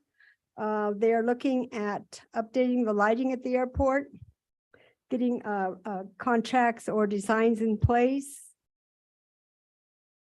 The water and sewer system is being upgraded. And well, it's being designed. Oh, the Confederate Air Force will be here June 6th. So they asked the public to come out and join in the celebration, and they're doing a lot of activities related to the young people of the community. They will be getting their budget into the county, and they're going to be asking for an 18.5% increase from their partners, the two cities in the county. Devin has been meeting, the airport director, Devin Brubaker, has been meeting with stakeholders who own property around the airport. They are trying, or will be getting, a Part 145 repair facility for airplane mechanics to work out of to repair planes. They have not had a facility to do that. We will be getting additional flights. First, they were going to take all our flights away. Then they added another flight for 3 days. Now they're going to add a third flight for Tuesdays and Saturdays. So actually, I believe on Saturdays, there will be 3 flights coming in and out of Rock Springs. The third flight will be SkyWest Charter. It will leave at 9 a.m. and return at 6 p.m. You will not be able to book it off of the booking things. You have to go directly to SkyWest Charter, and it's supposed to start in May. Devin wasn't sure they were going to meet that deadline of May 4th or May 8th, whatever it is. But that other option is going to be for the smaller planes, the Part 135, that allows them to have 30-seat planes with pilots with less hours. So that's good. We are having more options. Devin's working to launch a state transportation coalition with the Wyoming Mining Association, Wyoming Contractors, the Wyoming Petroleum Association. And he wants them to specifically look at aviation and small airports through that coalition to help support our local airports. The passenger service is up 6.7% over a year ago. The sales of jet fuel is up 12.6%. The avgas fuel is up 35%. So the airport is, they're doing very well in spite of the COVID. Devin is always working on grants, and he's working with 3 grants through the bipartisan infrastructure law through FAA. The one is for $855,748, and others for $36,000, and others for $152,111, all out of the $5 million bipartisan infrastructure law money that came to the state of Wyoming. So we'll look forward to hearing personally from Devin next month. So that's the airport update. On April 13th, I met with Steph Kessler, a consultant with Friends of the Red Desert. Basically, she was requesting this commission to ask the governor to do a special task force or assign a special task force to develop a vision and framework for the Wyoming congressional delegation to propose some legislation. She had concerns about increased recreational use and lack of accommodations on public lands. But also, they're proposing a lot of special use areas in the Jack Morrow Hills. They're asking that the name be changed to Red Desert Western Heritage Landscape. And I guess what I would say at this time is that I feel that the BLM with the Rock Springs, the RMP, the Resource Management Plan, we've addressed a lot of those issues. So right now, I don't think it's timely for a special task force. And the governor's asked to hear from local people such as us requesting this. And right now, I personally don't think it's the best idea, but I will share the materials with my fellow commissioners. Upcoming, we have a coalition of local governments on the 20th, which I will attend. Flaming Gorge Working Group is also meeting, that's April 20th, excuse me. Flaming Gorge Working Group, so someone should get on that call. I forwarded that to all of you. That's when they're talking about the water levels in the gorge. They have said they will not reduce the water levels this summer. So hopefully maybe we can gain some of the water back in the gorge that will help our marinas. And next Tuesday, April 25th, I'll meet with the Young at Heart Board and the Fontenelle Working Group talking about that reservoir. Their meeting is April 27th, and these are available on on Zoom. I just might say a little bit about our coalition of local governments. It was formed almost 20 years ago as an initiative from this board because we knew that all of the federal agencies were going to be working on projects and plans. And as local governments, we have the option to be your representatives, to be the local voice when they're developing these plans before they go public. And it allows us to be able to support multiple use in our economies and our access without having undue pressures from outside strong lobbying groups. And then when it goes public, everyone has the chance and the opportunity to comment. But I think it's so important that we have this opportunity to be the voice of our local citizens because we are elected to represent all of you. So we like to hear from you to know what you think is important in our counties. And we have some great federal partners and you're going to hear from them today. So I won't steal all of their thunder. I'll just let them do their presentations, but thank you. Thanks, Commissioner. You're no longer allowed to be snowed in. I hope not. I am so sick of this winter. Any questions for Commissioner Toman? Appreciate your updates and hard work. Commissioner Richards, you're up next. Thank you, Mr. Chairman, fellow commissioners. This should be short and sweet as it's been pretty uneventful couple of weeks since Snowmageddon. On April 6th, after our last meeting, along with most of you, I attended coffee with the commissioners at Nell's Coffee in Rock Springs. I'd like to thank Nell's Coffee and the Rock Springs Chamber for hosting it. It was nice to see some new faces come out and engage with us. And I appreciate the chance to interface with the community. On April 12th, I attended the Planning and Zoning Commission meeting where they very efficiently worked through the same 6 public hearings in less than an hour that we had to work on this morning. Later that day, I attended a meeting of the Wyoming County Commissioners Association by teleconference where we received updates from the Washington delegation, the governor's office, and the Department of Health. Yesterday, I attended the combined communications meeting. I'm happy to report that they chose not to adopt the resolution they had been discussing concerning the funding split by the partner agencies. They felt that was more appropriate for us elected bodies to deal with that. Last night, I attended the library board meeting. They approved their 2024 funding request, which represents a little more than a 12% increase over 2023 and includes a 6% COLA increase, which raises an issue I've been seeing a lot lately. Apparently, a previous commissioner made a comment last year when they adopted the 2023 budget that they wanted to do back-to-back 6% COLA increase this year. That puts us in a strange situation because it seems that many organizations took that as gospel and they're building it into their budgets already this year, when in reality, a month before we begin our budget workshops, we don't really know what our revenue outlook is, let alone knowing what it was a year ago. So I would encourage us all to be careful about those offhanded comments because people are really listening. I would for sure love to give our employees and by extension, all of our component agencies the biggest COLA raises that we can, but we have a lot of budget items we have to get through before we can commit to something like that. Moving on, tomorrow, Commissioner Slaughter and I, as he said, will be meeting with representatives from Castle Rock Hospital District. If that continues to go, we'll see. On Thursday, I'll attend a SCORC steering committee meeting. And because of an out-of-town commitment, I will miss this month's Fair Board meeting, but I stay in pretty close contact with Candy and she'll keep me apprised of any issues that come up. On May 1st, the Recreation Facility Committee will meet again. And speaking of that, one of the action items we had from the last Recreation Facility meeting was to find good candidates, encourage them to apply to serve on the State Shooting Sports Facility Task Force. Josh Corsi from Muley Fanatics has said that he would be happy to serve on that task force if the governor appointed him.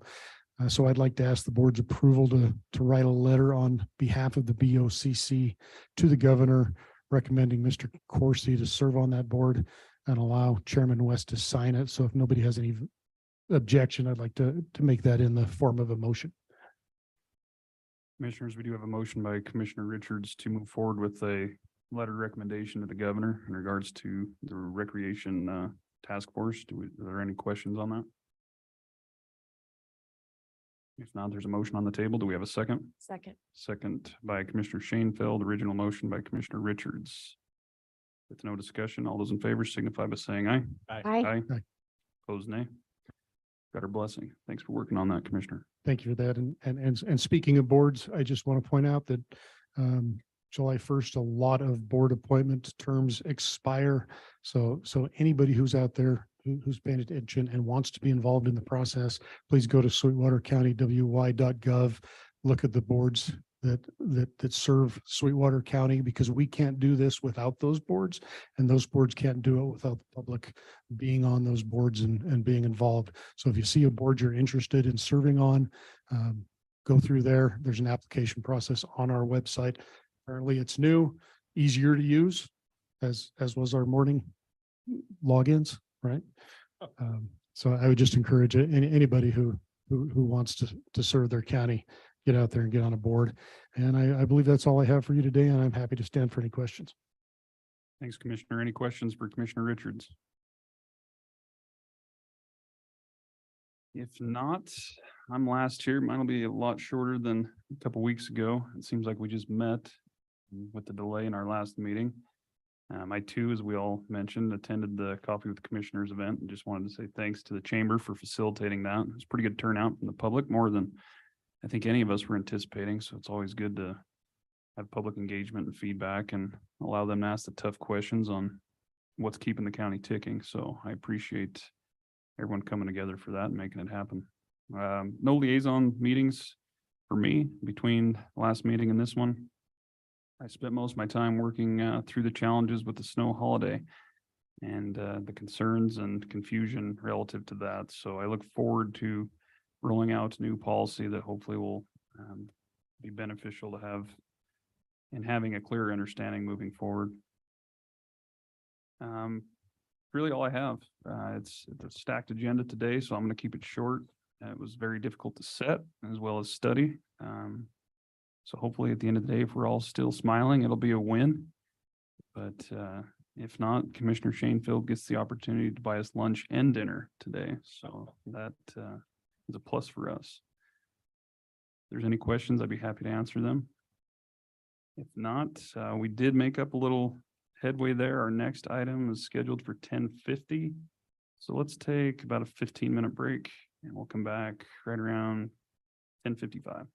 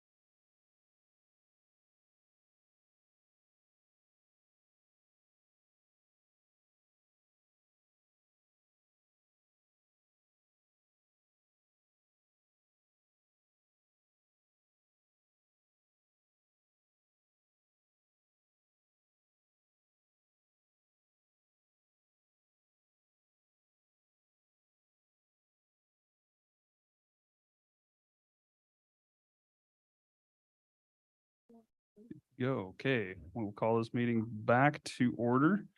And before we move on to the next item, Commissioner Richards, did you have something to?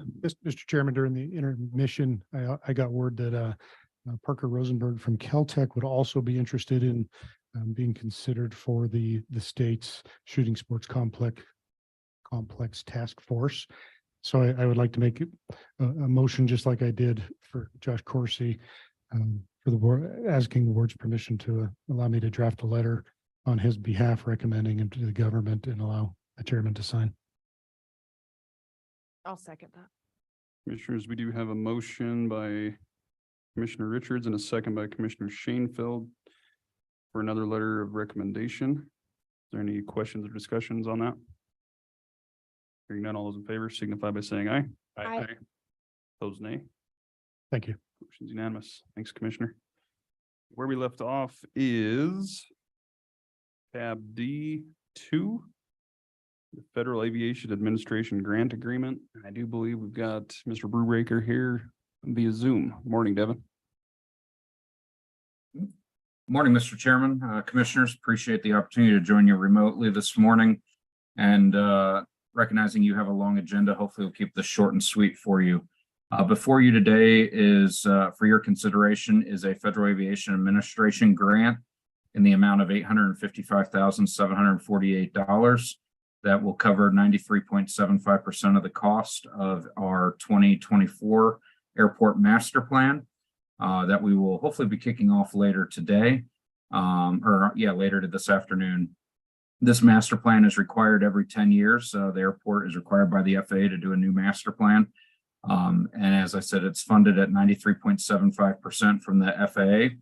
3.75% will come from YDOT, and there's a 2.5% local match that the airport has already budgeted for and is included within our already existing budget. So with that, Mr. Chairman, I'm happy to answer any questions. This will come through as a digital signature item to both the chairman and to the county attorney for a digital signature through Adobe Sign. So we won't need any hard copies signed. Everything will be done via Adobe Sign. Thanks, Devin. Any questions, commissioners? Hearing none, what is your pleasure? Mr. Chairman, I would make a motion to sign the grant agreement. We do have a motion to approve and authorize the chair to sign the Federal Aviation Administration Grant Agreement by Commissioner Toman. Do we have a second? Second. Second by Commissioner Slaughter. Any discussion? Hearing none, all those in favor signify by saying aye. Aye. Opposed, nay. Motion's unanimous. Thanks, Devin. Short and sweet. Thank you. Next on the agenda, commissioners, is our federal partners annual update. We have heard back from a handful. I think there's probably more that I am unaware of who they represent and where they're from. So at this time, I'm going to hand it over to Commissioner Toman to kind of lead us through this Federal Partners Day. All right. I want to thank all of our partners for being here. We always look forward to our annual updates and hopefully our monthly meetings in the future here, depending on what your wishes are. I'm going to just call out the ones I think who will be presenting, and if I've missed some, please raise your hand and then we'll just start through the process.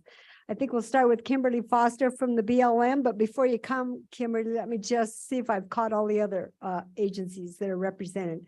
Tom Kerner, Siskiyou National Wildlife Refuge. We have Rick Baxter. I think he's going to be online. I don't see him though. Oh, yes, I do see you, Rick. With the Bureau of Rec, he was not able to make it today, but he's going to give a presentation. Brian Wilson, our ranger from the U.S. Forest Service, and his crew. I'll let you introduce all of them when you start to do your presentation. Is that all right? We have our congressional people, Lindy Lynn from Hageman's office, Lummis's office, and Trinity Lewis from Hageman's office. Do we have any other congressional reps? So we'll just take them in that order. So Kimberly, if you want to start.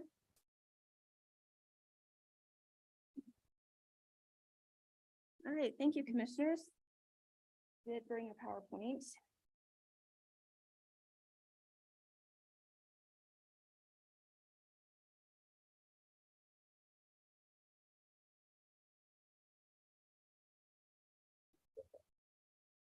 Can you see that? Yep. Okay. All right, thank you for having me today. Appreciate it, commissioners. Nice to be here. I'm Kimberly Foster. I'm the field manager for the Rock Springs office. And online, we have our district manager, Jason Gay. Jason, did you want to introduce yourself?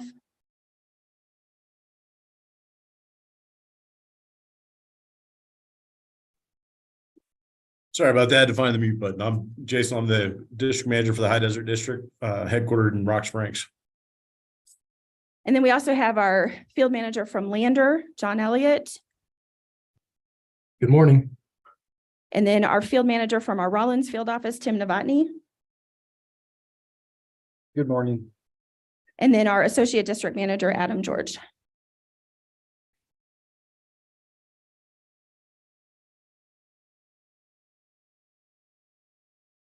And I don't know if our Kemmer field manager, Aaron Meyer, made it on. Was he on there? Yes, he just joined. Okay. Thank you, all of you. Yes, good morning. I am on. Okay, thanks, Aaron.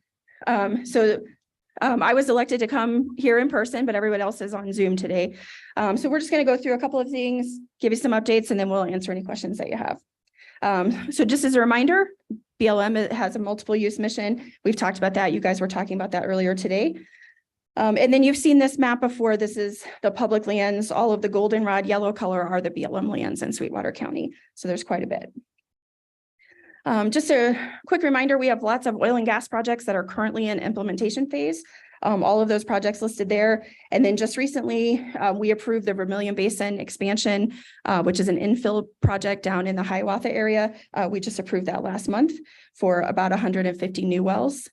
And then the ExxonMobil Sioux Creek CO2 disposal project is in the works there in the Kemmer field office. So those are some active oil and gas projects. We have quite a few renewable energy projects in the district. Many of them fall within Sweetwater County. So we've listed kind of all of them, even if they kind of fell outside of Sweetwater County, just because you'll hear about them. Of course, Chokecherry is in implementation. We're just kicking off the Jackalope Wind Project. That's a 600 megawatt project over kind of in the Table Rock area, south of I-80. And then several projects in our Rollins field office. Some of those overlap into Sweetwater County. Oops. And then we've got several wind testing sites. That's kind of phase one for renewable wind projects, including the Lucite Hills project, which is right here in Sweetwater County, and then several in the Kemmer field office and Rollins field office as well. So lots and lots of interest in renewable projects as we kind of move through, and some of those will become development projects, we believe. And then we have a brand new solar project called the Jim Bridger Solar Project. We just got the application in. That is right by the Jim Bridger electric facility out there. And it's about 500 megawatts. So it's really large. The Sweetwater Solar Project that was in implementation, that's only 80 megawatts. So quite a big difference between 80 and 500.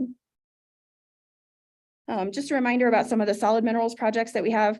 Obviously, our Trona projects. Mary mentioned earlier the Dry Creek Trona project that Pacific Soda is doing for the new mine. And then we also have a new solution mine proposal from TC Soda Ash out in that same general area.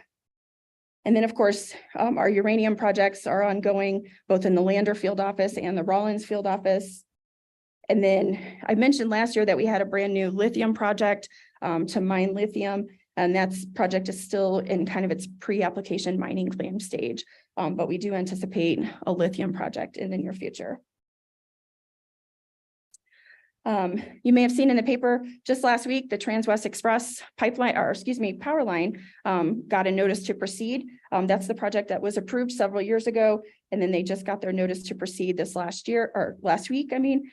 And then, of course, Gateway West has been under construction for a number of years, and we expect the Rock Springs and Kemmer piece of that construction to happen next year in 2024. We talked a little bit about land use planning earlier. All of our land use plans in the district and the Lander field office have been undergoing evaluations for their evaluation section. And then, of course, the Rock Springs Resource Management Plan continues to be under revision. We've been under revision for about 12 years. We are hopeful that we will get a draft EIS out this year. I know I say that every year. This time I'm serious. No, hopefully we are going to get a draft. As soon as we get permission to publish that draft, we will hold a cooperating agency meeting that the county will be invited to. I don't want to jinx us, but hopefully this year. And then, of course, our wild horse amendment that we've been working on, the final EIS published last summer, the protest period we had, and all protests were resolved in December. And we have a record of decision, and you'll see that it says April 2023. We expected that to publish last week. It didn't. It got held up a little bit, but that is ready to publish, and we hope it will publish in the next couple of weeks. That is extremely controversial. But that record of decision is expected anytime. And this is just kind of a reminder about our fire activity. Last year for 2022, we had 64 incidents in Sweetwater County. That includes all agencies, not just BLM, but only 36 total acres burned. It was a very, very slow fire year for us. And the biggest fire that we had in Sweetwater County was only 6.82 acres. That was the 9-mile fire. So hopefully we'll see similar results this year. And then we've been doing fuels treatments. There's a lot of funding for fuels treatments in the new infrastructure. The bipartisan infrastructure law and the Inflation Reduction Act had a lot of fuels money as well. And so last year we did 218 acres of mechanical treatments and almost 6,000 acres of chemical treatments. And we'll be seeing those increase over the next years. This is just a couple of the ones we wanted to highlight here in Sweetwater County. We did the Iron Mountain juniper treatment. That was the 218, and then we've been doing some cheatgrass treatment with the county as well, trying to get some cheatgrass out of there.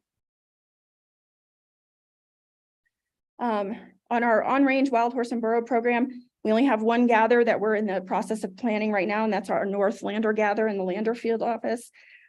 We were hoping to get that done this year. It looks like it might be pushed back till next fiscal year, so possibly this fall or maybe next summer.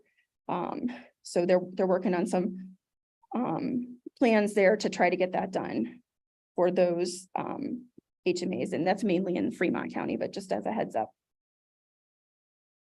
And then on our off-range program, that's our wild horse facility that we have here in Rock Springs. We do have an adoption event coming up this weekend. We're really excited about that. And then, of course, if we're not having an adoption event, adoptions can always be done by appointment. And then I'll just close this out by just reminding everyone that we're very involved with the Wyoming Landscape Conservation Initiative.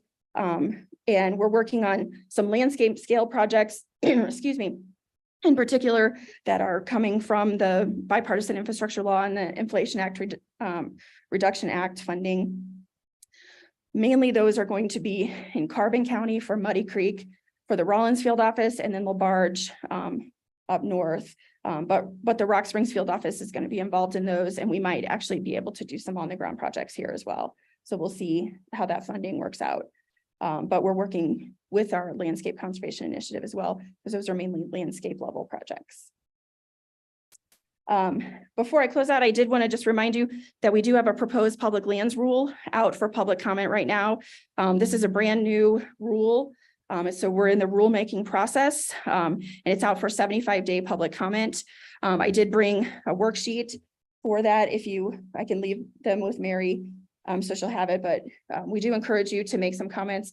There's been lots of media about the public lands rule, about whether it's compliant with FLTMA or whether it enhances FLTMA. I think it depends on your point of view. And so I did bring some fact sheets that talk about what the public lands rule will do. And then on there is the regulations.gov, how to make comments on that. So I would encourage the county to make comments on the public lands rule, because it will definitely alter the way that we do public lands management, with more of an emphasis on conservation than we've had in the past. So I just wanted to point that out. So very quick, I promised you less than 15 minutes. So if there's not any questions. Mr. Chairman. Commissioner Richards.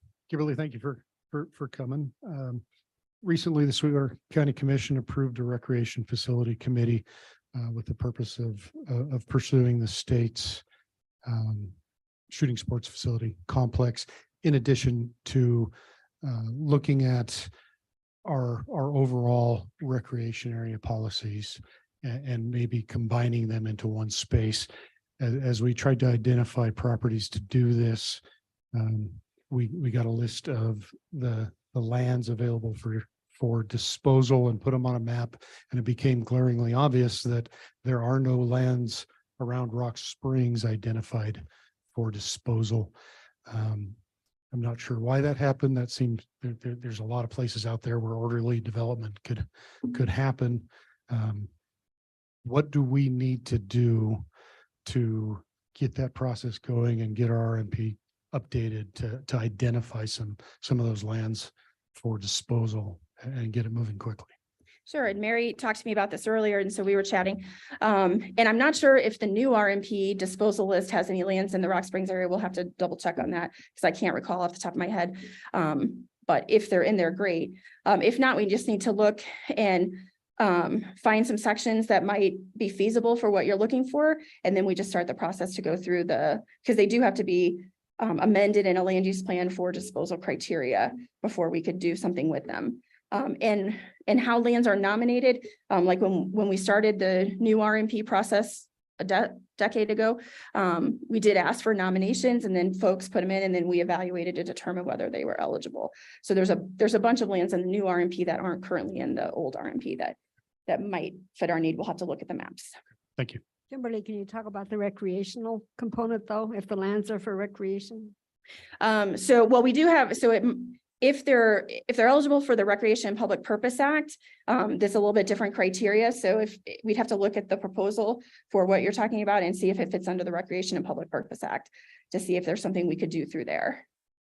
That gives us some different options. Okay. Thank you. Okay. Thank you. Thank you. Thanks, Kimberly. Tom Kerner, Sea Skinny National Wildlife Refuge, and you'll tell us about how many more refuges too. Good morning, commissioners. My presentation I was going to give you had technical difficulties and can't get it to work. So I'm just going to have to wing it, and you're going to have to put up with just me. My presentation was the establishing purposes of Seed Skiddy National Wildlife Refuge. A lot of people aren't familiar with the establishing purposes, but Congress tells us what our job is, and many of them are similar, but Seed Skiddy's is very unique. And the first purpose is to mitigate for Fontenelle and Flaming Gorge dams. At the time that Seed Skiddy was established, they had recognized that putting a dam on a landscape and putting deep water over it changes things. And so we are the mitigation for that. A couple of things we've been working on lately are, we call it the side channel project. There's quite a few side channels to the main stem of the Green River. Many of those no longer have water flowing through them for a number of reasons. Sometimes the previous owner needed access to the island, so they put a plug at the head of it so they could get access to the river. You'd think that'd be obvious, but it isn't. So we can take our heavy equipment and go and remove that plug at the head of the side channel, and we can reconnect that to the main stem of the river. We've been doing 1 to 3 a year. The major benefits we get from that, it restores the hydrology to that side channel with the water flowing through it again. And it keeps some of our cottonwoods and particularly willows. It allows them to grow again. It's really important habitat for juvenile fish. The main stem of the river in about June, July, that's the highest flows. Those juvenile fish have a hard time dealing with that. And so they get in these side channels and can make it through the high water and then return to the main stem when flows come down. So that's something we have been doing. and we will continue to do. We can do about 1 to 2 a year. We get quite a bit of benefit out of that. Another thing we've done for mitigation is we've created a lot of wetlands out there. We found that if we just put water in, we end up with a lot of cattails, which is good for some species, but it's total rest, not disturbing the habitat out there. It's a bad thing in the long term. And so we've started winter grazing, kind of a unique thing. We bring livestock in, and about Thanksgiving time, we run them out there through the winter, and then when we remove them, the plant community is opened up. It's more valuable to migratory birds. All the conflicts that could occur don't occur because we don't have trumpeter swans out there on these wetlands in the winter. We don't have visitors to speak of during the winter. So it's worked really well for us that all the possible conflicts are minimized. So that's our first reason for existing is mitigation. The next one is a very unique purpose, is wildlife dependent recreation. There's not very many refuges where that's written in as our establishing purpose. But for Seed Skiddy, we have that as a purpose. We allow 100% of the river is fishing. And there's quite a bit of fishing that goes on out there. Hunting, 95% of the refuge is open to some type of hunting. Waterfowl hunting is probably the biggest thing that we've got. And so we have quite a bit of waterfowl hunting. And then environmental education, I guess that would kind of fall in that. Typically, in a typical year, we get students from all over Sweetwater County, and starting to get quite a few from Lincoln County now. You all know that doesn't take much to drive an hour in Wyoming, and most of these students load up on the bus and drive a half an hour to an hour. We get 50 to 100 at a time. And we try to make it a fun day for them, hands-on activities. We try to focus that in the month of May. We got a really small staff, so we couldn't do it year round, but the teachers sure seem to take advantage of it. And we get 50 at a time, 500 to 1,000 a year, and we're slowly educating the students in Wyoming and Sweetwater County in particular. And I'm running through my memory now on other things that we do. I guess that was the main points, is mitigation and recreation. So I guess if you have any questions, otherwise I'll shut up and save the time for somebody else.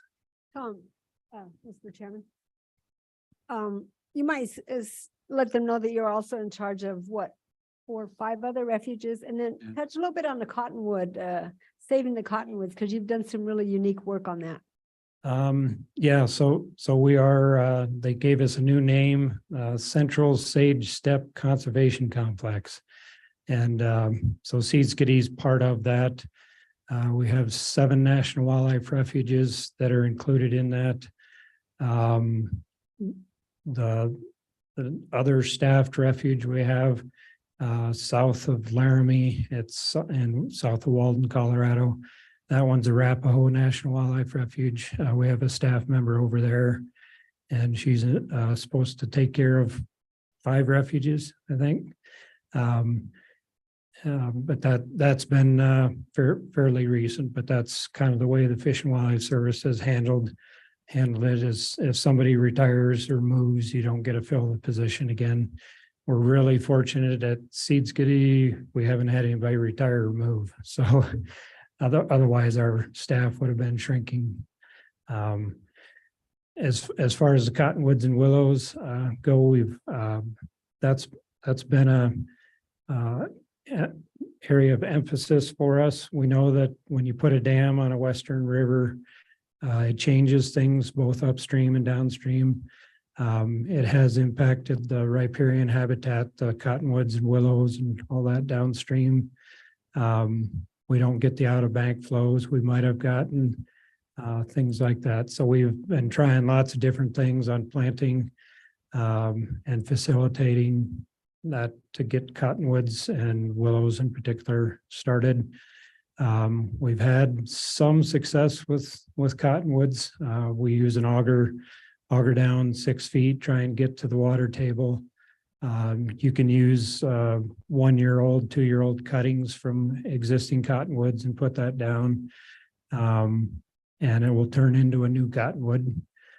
We've had a lot more success with the willows. We've been able to get quite a few willows going. And we've had substantial establishment of sandbar willow in particular that has improved water quality. We had a lot of cut banks that were every year when the high water would come up, it would erode. Many of those. Now we have 36 miles, 2 sides of the river that have had willows established, and those willows are anchoring the banks, improving the water quality. So I guess in a nutshell, we've got the willows, I think, figured out. Cottonwoods, not as much for various reasons. It's kind of hard to get a cottonwood to grow. Fortunately, these are narrow leaf cottonwoods out at Seed Skiddy. They're all the cottonwoods that you see are 100 years old. Many of them are 200 years old, and some of them are 300 years old. So we've got some time to figure it out, but we haven't quite come up with a magic formula on how to get cottonwoods going, significant numbers anyways. Is that kind of what you're looking for? Thank you. Thank you very much. Thanks. Rick Baxter is online with the Bureau of Rec. Would you like to go next? I would love to go next. Can you hear me? Yes. Awesome. And let me see, and you mind if I try to share my screen here? Is that all right? Yes. Okay, let me see if I can get it pulled up here. Can you see that? Yes. Okay. I'll get rolling. Thank you to the commissioners for having us. We always appreciate this opportunity to share a little bit about what's going on in Sweetwater County and surrounding areas there. Try to keep it as specific as we can, but I think there are some interests. There's always interest in water, it feels. So we're going to try to take advantage of a few minutes of your time today. Let me make sure I can advance this. Okay. These are the 5 topics we're going to address today. Big Sandy Dam raise, the land revocation, our normal Fleming Gorge working group, kind of some of our general Colorado River issues I think you might have interest in, and then maybe the fact that we're working with the state of Wyoming on some additional storage at Fontenelle. To remind everybody, on Big Sandy, it was always our intent to firm up the water supply for the water users in the Eden Valley. This raise that is going to raise the crest of the spillway 5 feet was intended to provide almost 13,000 acre feet of additional storage for drought years, which we've seen a lot of. Thankfully, this year isn't one of those. The project is funded through the MOA process, which has been, it's taken a lot of money to do this, but I want to share a little bit of our results. So here were the 5 different aspects of the work that we were going to do. The replacement of the drop structures, the replacement of the headworks to the Big Sandy Canal, feeder canal, the CB wall is going to be the cutoff wall for the leakage that was happening there and sort of at the middle of your screen. And then as you look towards the bottom of your screen, some earthwork at the dam abutment there, and then also the spillway crest raise.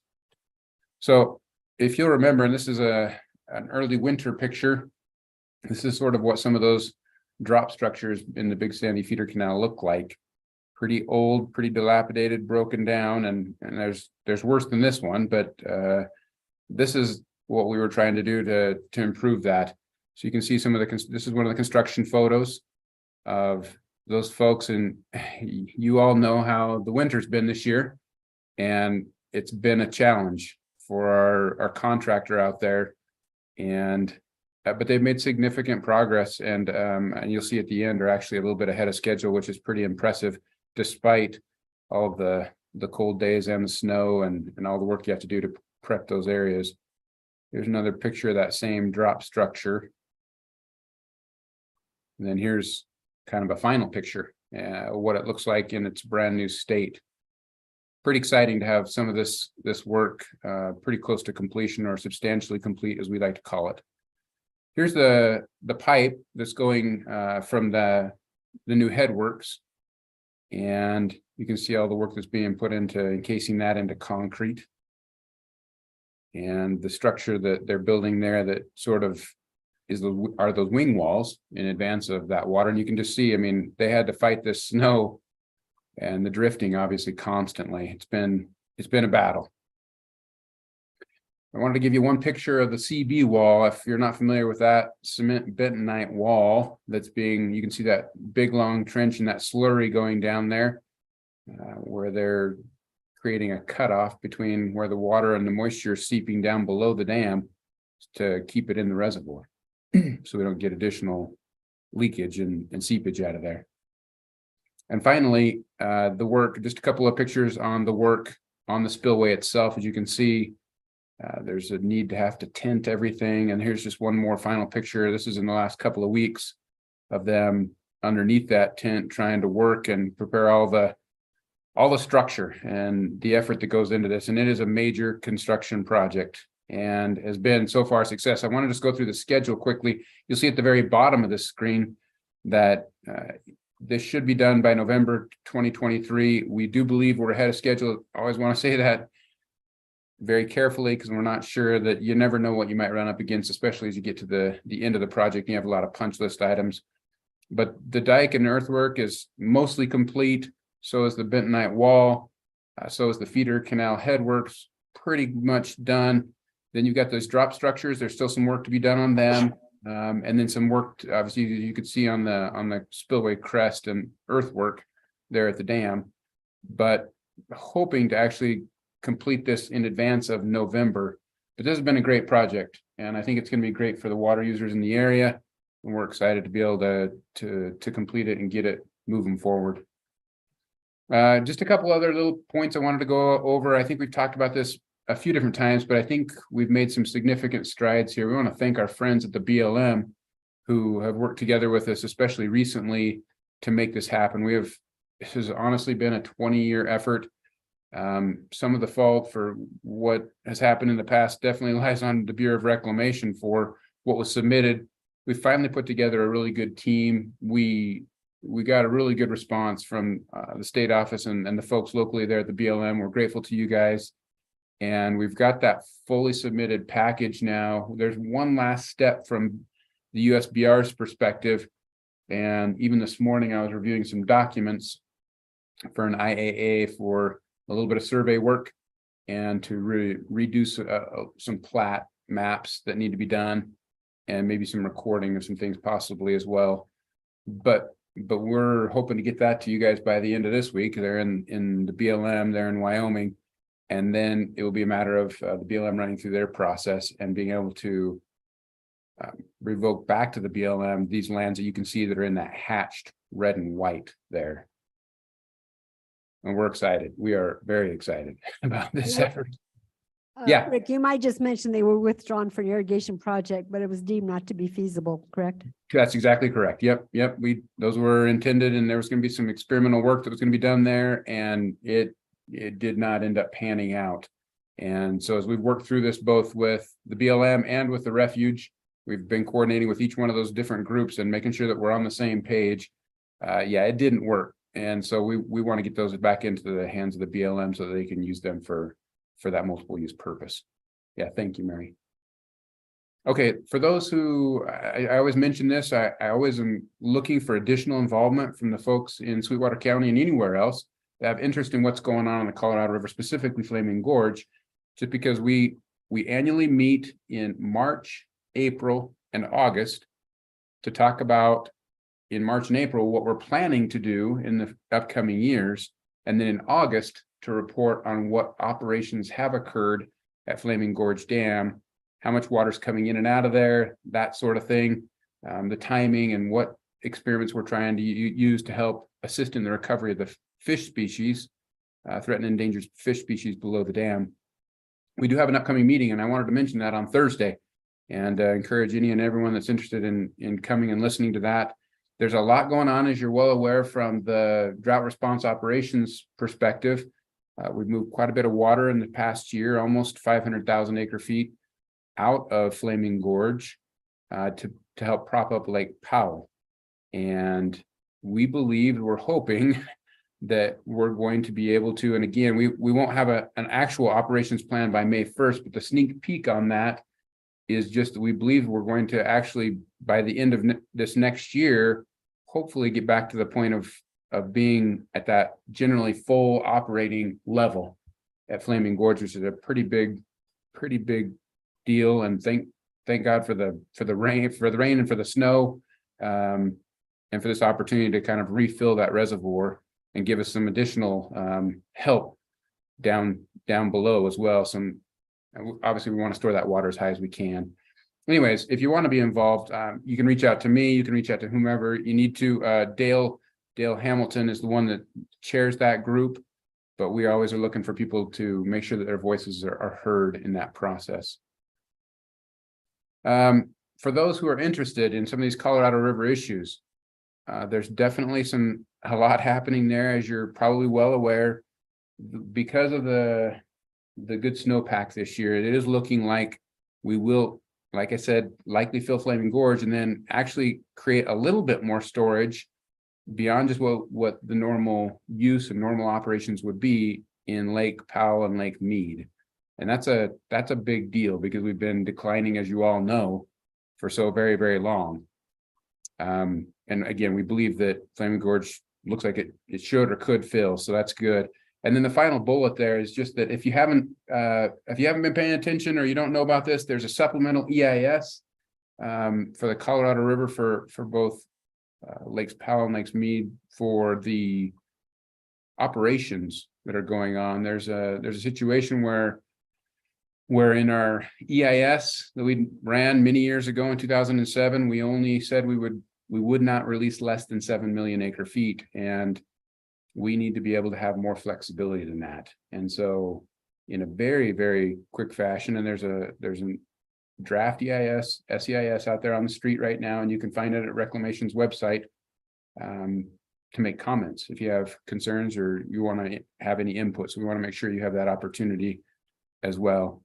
And finally, I think I've reported on this before, but I'll report on it again. We're working with the state of Wyoming for additional storage contract. We've drafted a skeleton contract, so we've been having these technical meetings. We've gotten the authority to now plan to negotiate at some point in the near future a contract with the state of Wyoming to enable them additional storage around that 130,000 acre feet additional storage in Fontenelle Reservoir. And that's been a long time in the coming as well. That's something they've been excited about, and they're worried as climate change continues that possibly there's a need for that water to replace water that they'd have to deliver by way of a compact call. So that is my presentation to you. It's short and sweet today. I hope you can, do you have any questions for me? I'm happy to answer them. Rick, I do. This is Keaton West. I'm curious, when you're talking about the gorge is likely to fill or to be full, what are you referring to when you say that? I mean, are those levels compared to last year, an average over the last few years, or what does that mean when you say it's likely to fill? Yeah, great question. Our normal operating elevation is between 6023 and 6027 to call that in our normal full operating condition based on potential inflows and what's going to be going out, knowing how much space we need to give. But you can't go much more safely than 6027 as far as an elevation. And we know we're pretty sure based on the inflow forecasts and what we're releasing now and what our plan is for the upcoming year, that we believe that it will come up somewhere between 6023 and 6027 is what our projections show based on the modeling. And I don't know if you know this, but there's definitely, the states have extreme interest in what they're calling recovery of the drought response operation water that has been moved down to Lake Powell to help prop that up in the last 2 years. They would like to recover that. And that's not just Wyoming, but that's all the upper basin states. Mr. Chairman, could I follow up on that? I'm sorry. Yeah, if I could just, so I guess in regards to that, I believe you stated there's around 500 acre feet that came out of the gorge last year. Now the intent is to help out Powell and Meade. So is there really going to be any change locally to the gorge, or is that, excess inflow that we have just going to be pushed on down the stream? So what's going to happen is that it's going to come back up to its higher level. We won't stay at this lower level. So instead of what would have happened if we would have passed that water straight through at a higher level, we would stay at these lower elevations, more than, a million acre feet down. But instead, we believe with the projected inflows we have, we can still do normal operations, still try to assist in the recovery, work with the recovery program to do a couple of experiments, hopefully for the fish to help them continue to improve their situation. And we think we're going to be able to get to that 6023, somewhere between 6023 and 6027 by the end of the year, meaning but after all the water has already passed through. So we'll still remain at that full level, which is awesome. So final question, where would that level have been last year? Do you have that information? I wouldn't have it in front of me. The modelers have that. The operator, Nathaniel Spadea, would have that from his. But had we not had this year, we would definitely not be coming up. We were showing a projection of going farther down. So Yeah, I understand that. I guess the question is, the 6023 to 6027 is, I guess, ideally the full level, but last year was a significant drop. And so I was just curious how that compares, even though, you're talking about these extra releases or. Just from my perspective and having been a part of these conversations with the states and with what's needed to happen to help prop up Lake Powell, and having written a plan as to how to operate that dam as well at those lower elevations, if we would have received below average and much below average, 60%, something like that, we would have likely lost many feet, dozens of feet, or if not at least a couple of dozen feet more in the gorge that this year, instead of actually coming all the way back up. Okay. Commissioner Slaughter. Rick, this is Rob Slaughter. Just tagging on to Commissioner West's question. I was out at the Buckboard Marina day before yesterday, looking at the levels of the gorge. And so one of my questions would have been what the level is currently. Obviously, you can't tell me that from your answer to Keaton. But in looking at the levels of the gorge from that perspective, the south half of the ramp at Buckboard is out of the water currently. It looks like it's probably 35 feet, I would guess, at least, to a high water mark.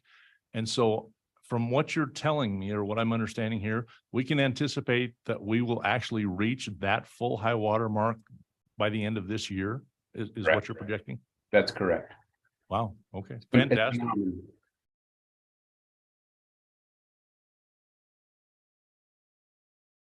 Thank you. And they can get on the Fleming Gorge Working Group meeting on Thursday to learn about all the different levels, right? Yes, they can, absolutely. And thank you so much for having us. What time is that meeting? I That's have at, you know what? Let me just make sure I'm giving you the right time. I'm pretty sure it's at 11. Let me just make sure here. Well, I did send the email to my fellow commissioners, so they do have that, but for the public, it might be good. Yeah, it is. It is at 10 a.m. In the CLG, yeah, okay. Thank you. You bet.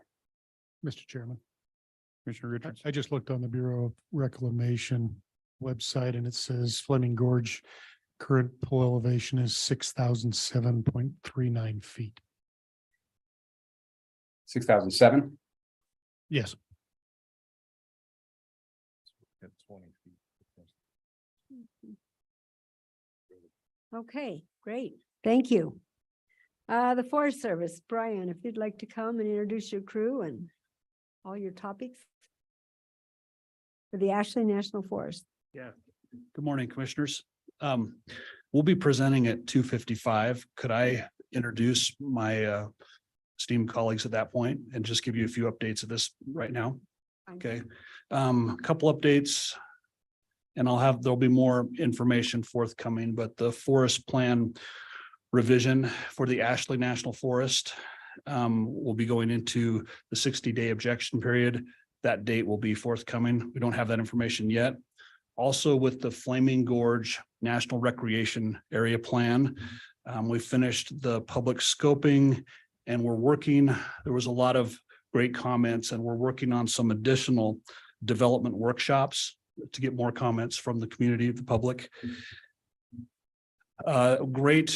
Great information to hear from the Bureau of Reclamation about going from the 6007 to the 6027. A lot of our current challenges that we've had on the Flaming Gorge District have been complexities tied to the declining water levels from infrastructure, invasive species, water systems, even part of our conversation later this afternoon is partially related or very much related to the lower water levels. And so we've been working with the Game and Fish on some collaboration to extend boat ramps and all that.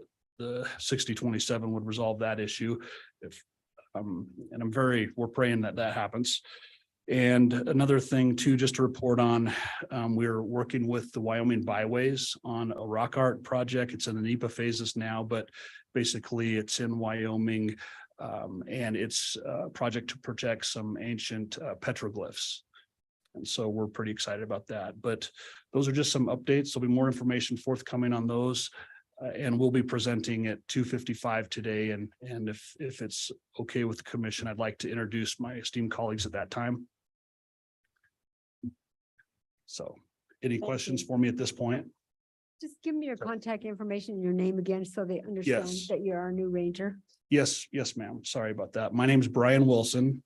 I'm the district ranger at the Flaming Gorge District on the Ashley National Forest.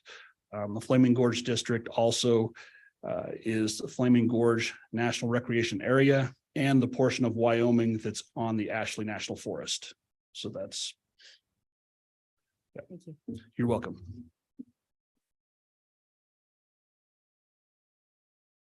Okay, do we have any other federal partners? If not, I would go to our congressional people if they want to give a quick update. Trinity Lewis with Higamon's office. Are you still on, Trinity? I sure am, and it's been great to have the chance to listen to you all today. It's been really interesting. So Mary, thank you so much for extending the invitation. It's great to check in with Southwest Wyoming. And my husband, my plug for him is he loves the gorge and he loves fishing there. So it's been really interesting hearing some of that from a local perspective. The Congresswoman has officially been in office for 100 days. In Congress, she's been assigned the following committees. I don't always share these, but just because this is the first time that we are before the commission, I'd like to. So she's on the Committee on Natural Resources, the subcommittees that she's on there. One is the Indian and Insular Affairs Subcommittee, of which she is the chairman. That committee's been really interesting because she is making decisions for 500 plus tribes that are across the United States, as well as the United States territories. So all of their contracts are being adjusted this year. They get renewed every so often. They have a cadence, and that is this year. So a lot happening with that subcommittee, of which she's chairing. The other subcommittee is the Water, Wildlife, and Fisheries Subcommittee on the Natural Resources Committee. And then she's on just the next committee is the Judiciary Committee. And the subcommittees there are the Administrative State, Regulatory Reform, and Antitrust. That's the one subcommittee that she's on. The next one is the Constitution and Limited Government Subcommittee. And the final one, of which you may have seen some clips as they seem to be going around, is the Select Subcommittee on the Weaponization of the Federal Government.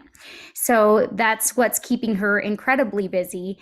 Also, there's a lot of legislation to report on. So if there's something in particular you'd like to know about, reach out to me. But I'll just share a couple of highlights from 2 weeks ago when we were in session. Then she was home for the next 2 weeks. So we're going to go back 2 weeks. On March 30th, the House passed H.R. 1. This is the Lower Energy Costs Act to undo Biden's harmful policies and reform permitting. Included in this package was Representative Hageman's Coal Act, which stands for Combating Obstruction Against Leasing. And essentially, it ends the existing moratorium and directs the secretary to take action on coal leasing applications pending at the Department of Interior. Representative Hageman is an original co-sponsor of HJ Resolution 27, which would overturn the Biden-WOTUS rule. This passed the House on March 9th and then passed the Senate on March 29th. Representative Hageman attended the signing ceremony to send it off to the president, which was eventually vetoed, as you can imagine. But we're proud to see her fighting for Wyoming water, even with this administration, which isn't the most friendly climate. Representative Hageman is an original co-sponsor of HJ Resolution 7 to terminate the COVID-19 national emergency. As you probably are aware, on February 1st, it passed the House. On March 29th, it passed the Senate. And Representative Hageman attended the signing ceremony where the president signed and ended the COVID emergency. So we're glad to hear about that. And that was good to see reach the culmination. Last week, as the Congresswoman was here in state, she did sign an amicus brief, which seeks to overturn the latest omnibus spending bill by challenging the lower chamber's use of proxy voting as unconstitutional. So that's a mean to save some funds. Harriet was in Wyoming last week and the week before, like I talked about earlier. And as you all know very well, the weather caused some hiccups in our town hall schedule. She's committed to host a town hall in every single county each year. And we're well on our way to all 23 counties, although we had 8 scheduled when she was here and we only made it to 3. We'll be rescheduling those. And I will let you know, Mary, and everyone else, when we will be in Sweetwater County, because we would love to have each of you in attendance. She was able to make it to town halls in Laramie, Park, and Hot Springs County. So she braved the roads, and as the sun shone, she was able to get back out on the road. And of course, even though her schedule went a little bit awry, thanks to Zoom and everything else, most of the other meetings that she had, we were able to keep on track. So again, thank you so much for your time today. If there's anything that we can help with, either with the commission or with, I know that we have community members there in the crowd and watching online, but our office really seeks to just be Wyoming's voice on the national level. And we really hope that we can collaborate with you and work with you with anything that you need help with. In terms of constituent services, it's been really busy. And we're always really happy to be the liaison between our friends and neighbors in Wyoming and our 4-letter agencies. God bless them all. So please feel free to reach out to our offices. You can find our contact information online. And thank you again for having us here today. Thank you so much. Okay, do we have Lindy Lynn from Lummis's office? Are you still on? She is. I am on, yes, and thank you so much for having me today. I'm sorry I'm not there in person. I will get down there very soon to meet all of you. I don't have much to report on. I can tell you that the senator, her committees this session are the Committee on Environment and Public Works, Commerce, Science and Transportation, and the Banking, Housing and Urban Affairs Committee. In addition, she's also chair of the Western Caucus, which is a great bonus for Wyoming. I guess my name is Lindy Lynn. If you some of you did not hear that, I am available to help with any concerns, issues, comments, whatever you may have. And I'm happy to be available to you. Thank you.